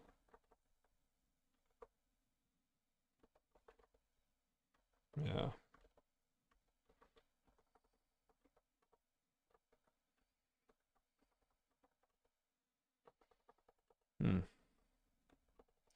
Let's make that a little bit leaner.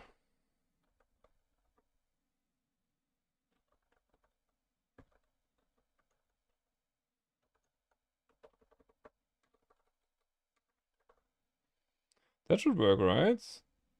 Force components? Why the hell does it not find components? Maybe because that's not typed.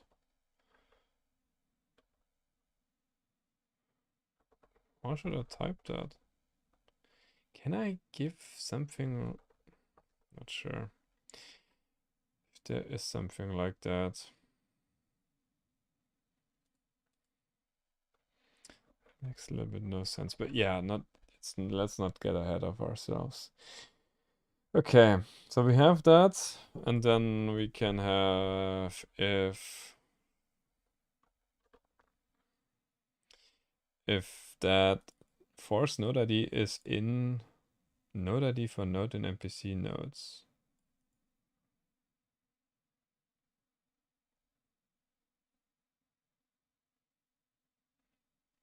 Yeah, that makes 2. Let's maybe do that, something like that. And I think we should not do it right like that. Because I would like to have the join. I would like to have the number format a little bit. Yeah, but let's first try it out. Let's first try it out. I will run that and see if it works. Okay. Where is that? Syntax error.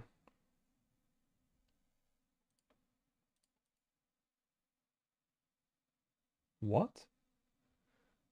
I cannot make this join thing. Okay. Well, then let's do it here. Force x equals something like that. Yeah. Okay. And then let's do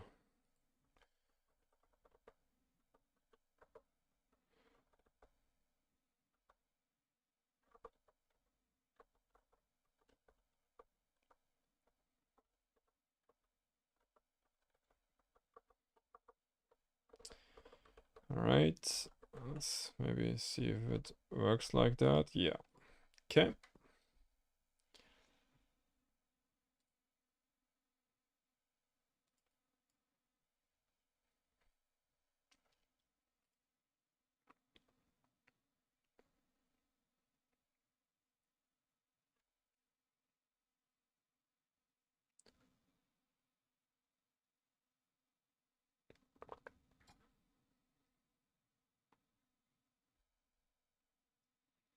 Somehow it worked.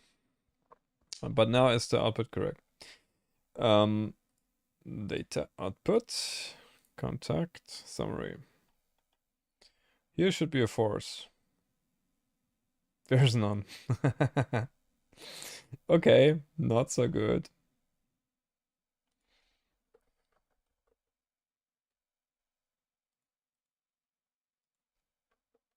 Okay, so this did not work.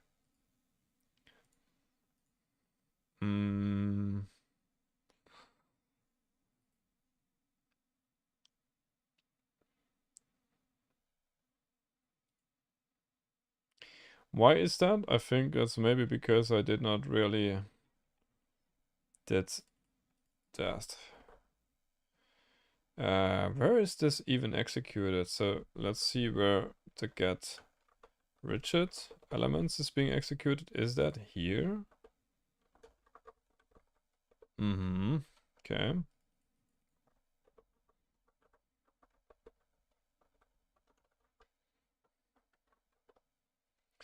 And again, we can make that a little bit better. I mean, that should not take too much time, so. Okay, invalid literal for integer with base 10. System IDs. Oh, we did that wrong. We did that wrong. Let's check the input file again. So 0, 1, 2. 2 is the ID of the... Or is it? Or is it? Wait a second.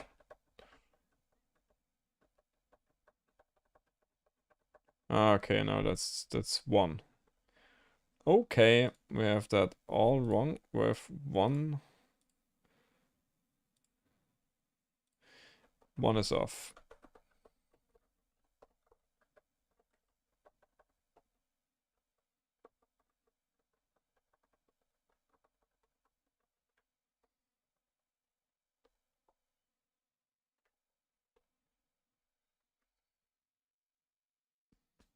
All right. Should work like this, hopefully.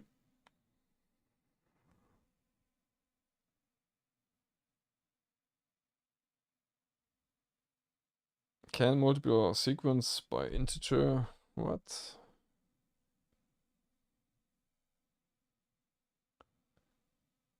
Huh? Can multiply a sequence by non-integer of type float. What? Can multiply sequence by non-integer of type float. Ah, okay.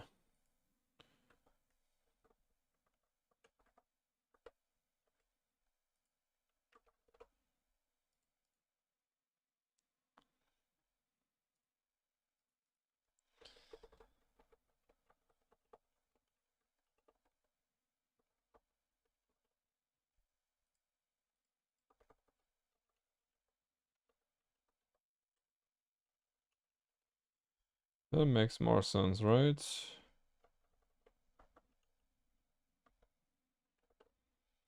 Yeah.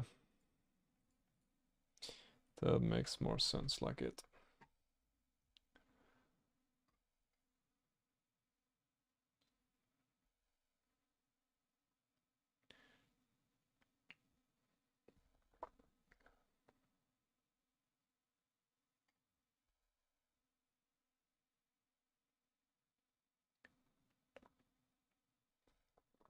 Uh-huh.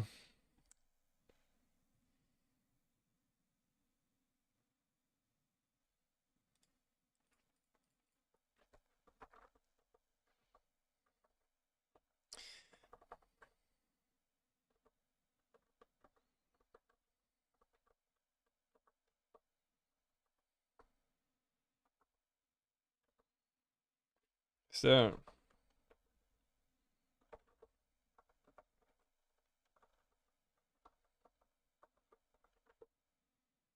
No.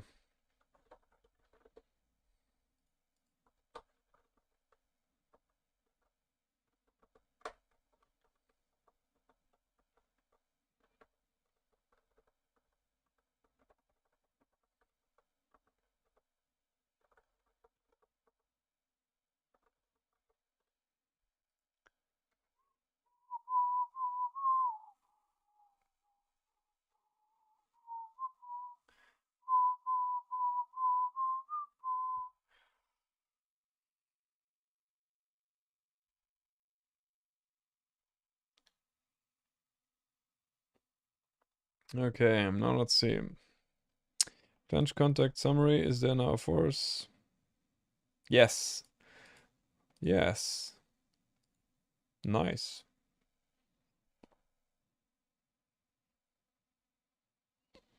Not bad. Okay, we have that. Right, I think we have now implemented everything we would have needed for the issue, right? Where's the issue? Here. So config RB2 or RB3, force attached, yes, no, if slave or not, part locations. Think of a way which is easy for the user to check where the part is. Yeah, I think that's all done. Okay, let's do the linting and the testing. And then commit that, merge it, and be done with it. I think maybe later on we may also want to have something like a moment and stuff like that, yeah. So, missing class documents. Yeah, okay.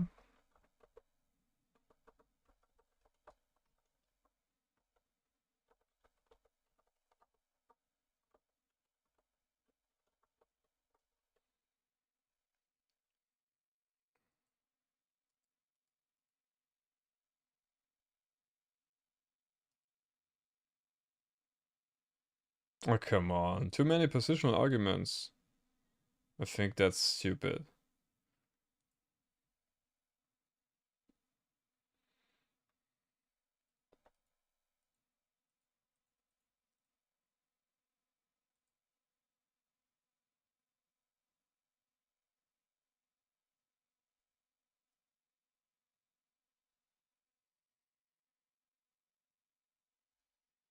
Maybe we changed that. Yeah, we changed that. Okay, let's make that force ID. And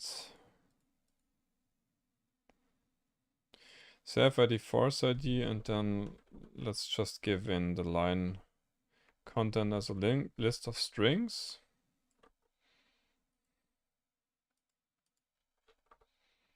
And then let's make it like this, that we have it here. No. So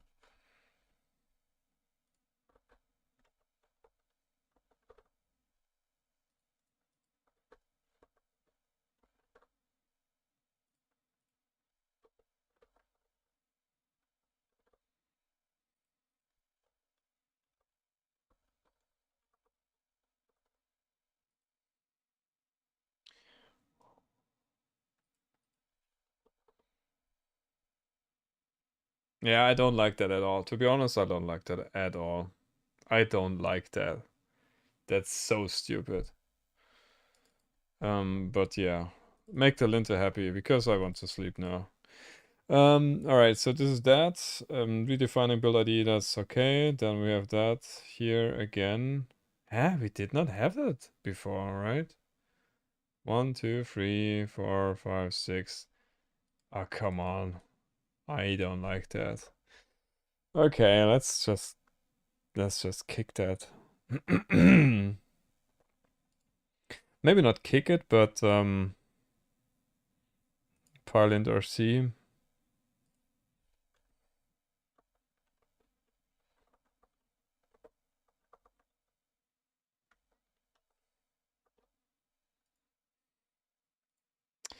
Let's quickly check if that solved it. Because I don't think 5 or 6 things are too bad. Ah, come on.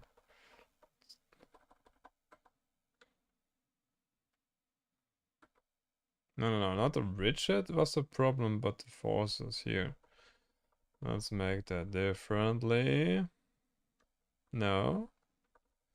No. Like that.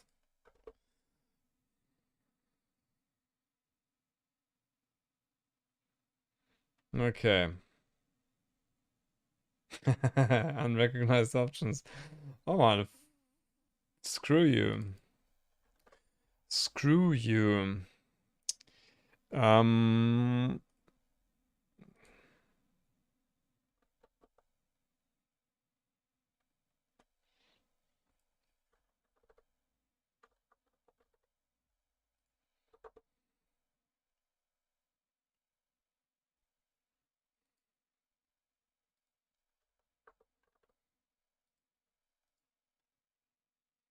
Okay, that should work now. Let's see if the task test works too. Yeah. Okay, I think we can do that.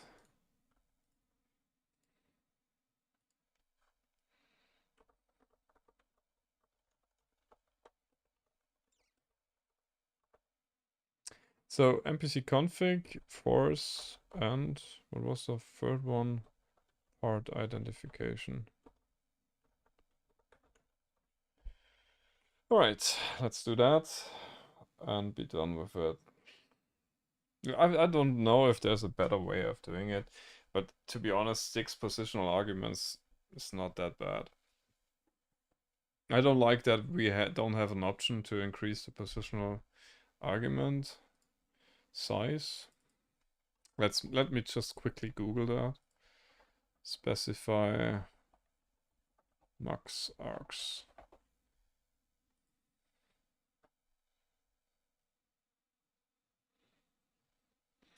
By the way, which flagged that for us? Pylint.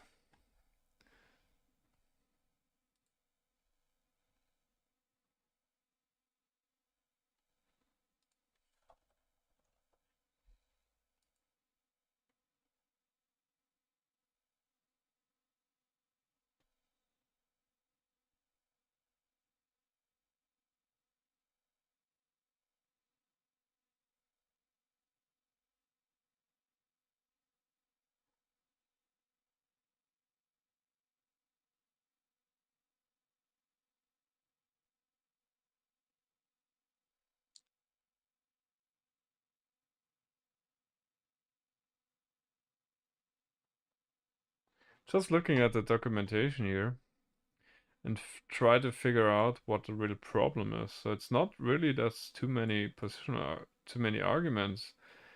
So this would get a flag. I don't see it even. So 1, 2, 3, 4.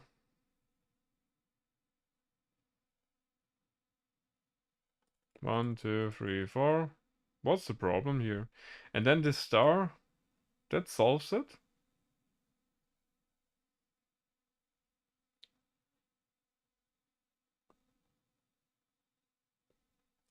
Ah, yeah, max positional arguments. Let me try that one more time. So in the pylint,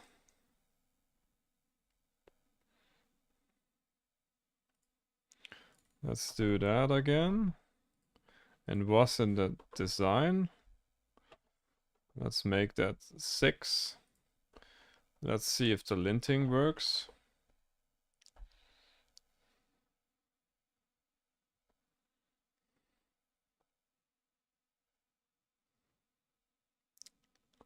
So that works.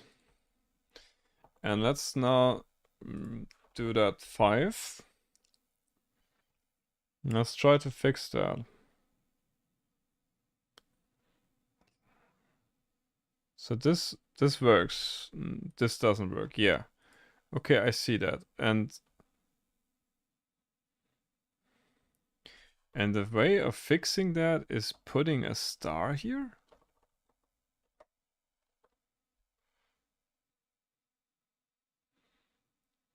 So then this would be fine. I cannot believe this would work.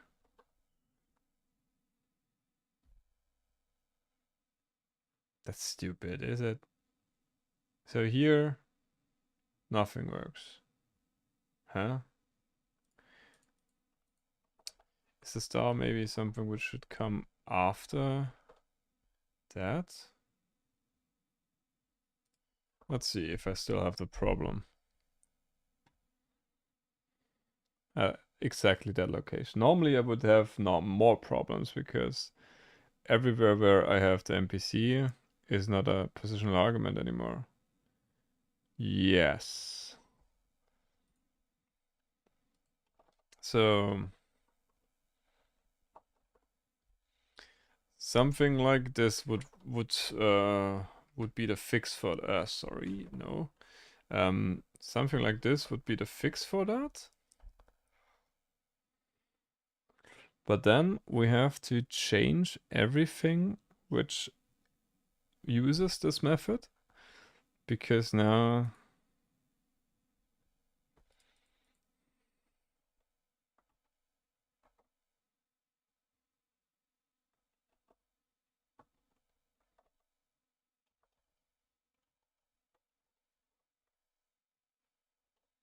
something like this.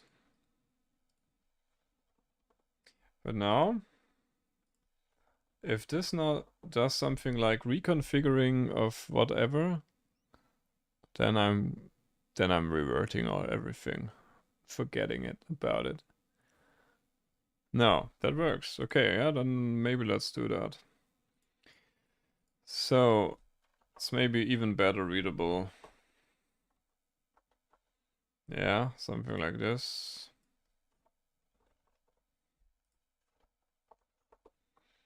Make the linter happy, they said.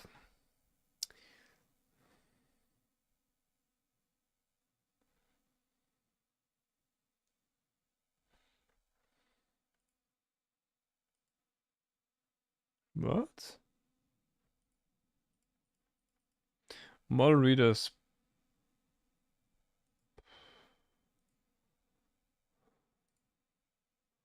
$230. What? Ah. It's called components from file.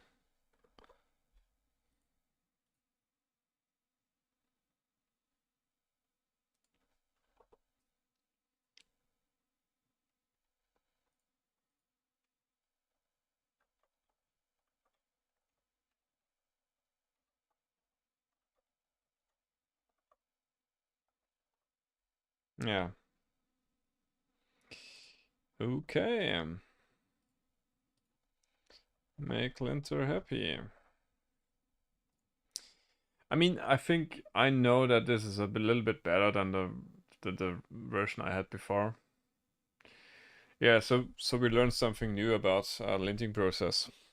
Or maybe, yeah, that it's not advisable to have too many positional arguments. Okay, now it fails. Why? The testing fails now, right? Okay, because the MPC now does not work. Yeah. Yeah, that does not work anymore.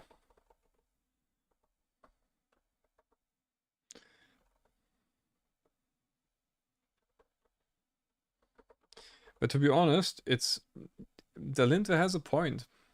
Just think of what's better readable, this line or this thing. That makes more sense to me, to be honest.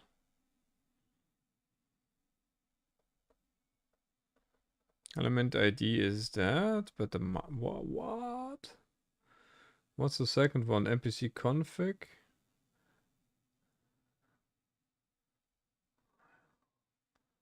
Then the master node. Initially, the master node was null. Was not none, but 0. So that's not good. Okay. Yeah. Let's do task test again. If that works now. Yeah. Make linter happy. Always good thing to do. Yeah, but it has a point, to be fair. So the first reaction was me just throwing that warning out of the window and saying, go screw yourself. But on a second thought, I would say it's definitely not a bad thing to have that. Yeah, okay. So where I'm sure I cannot merge right now for that, I would say I would just comment the progress here. So everything above, so what did we do? We added the config as an output to the RB2, RB3 stuff. Then we did also force output, the part locations we have of the node ID. So everything above is already done. And I came up with more to implement. Moments. Torque. What else? What else should we have in the input or output? Maybe really the connected bar elements. That would be another issue, but the connected bar or beam elements would be definitely not so bad to implement. So connected 1D elements. Yeah, I cannot think about more than that right now. So let's just do a comment here. And that's okay for now. Let's also create a pull request that we just can see what we have already. Closes that, assign myself. Then let's add the enhancement flag to here. Let's create a pull request so we know what we have to do tomorrow. Yeah, so basically that's what we also accomplished today. So also people could check that here. All right, yeah, I think I will call it a day for today. I should be in bed. Yeah, thank you very much for being here, for attending, for contributing, for watching, for commenting, whatever. Yeah, it's been a journey, and I really like the streaming. I'm not sure if I can keep it up with those hours every day. I assume not, but I think it's a pretty good thing to start something like a tool, like such a Hyperworks tool thing. And then let's see how it goes. I mean, that's, yeah. This is my intention to just develop this a little bit further and make it also put into practice. So it's not just for fun, but I will also intend this stuff to be used and my company for automated output processing, and maybe also something of that can make its way into the Altair tools library, maybe one day. Let's see about that. But for now, it's been fun. Thank you very much again for being here. And yeah, so have a good night, have a good day, whatever it is to you. And I'll see you tomorrow. Bye, guys.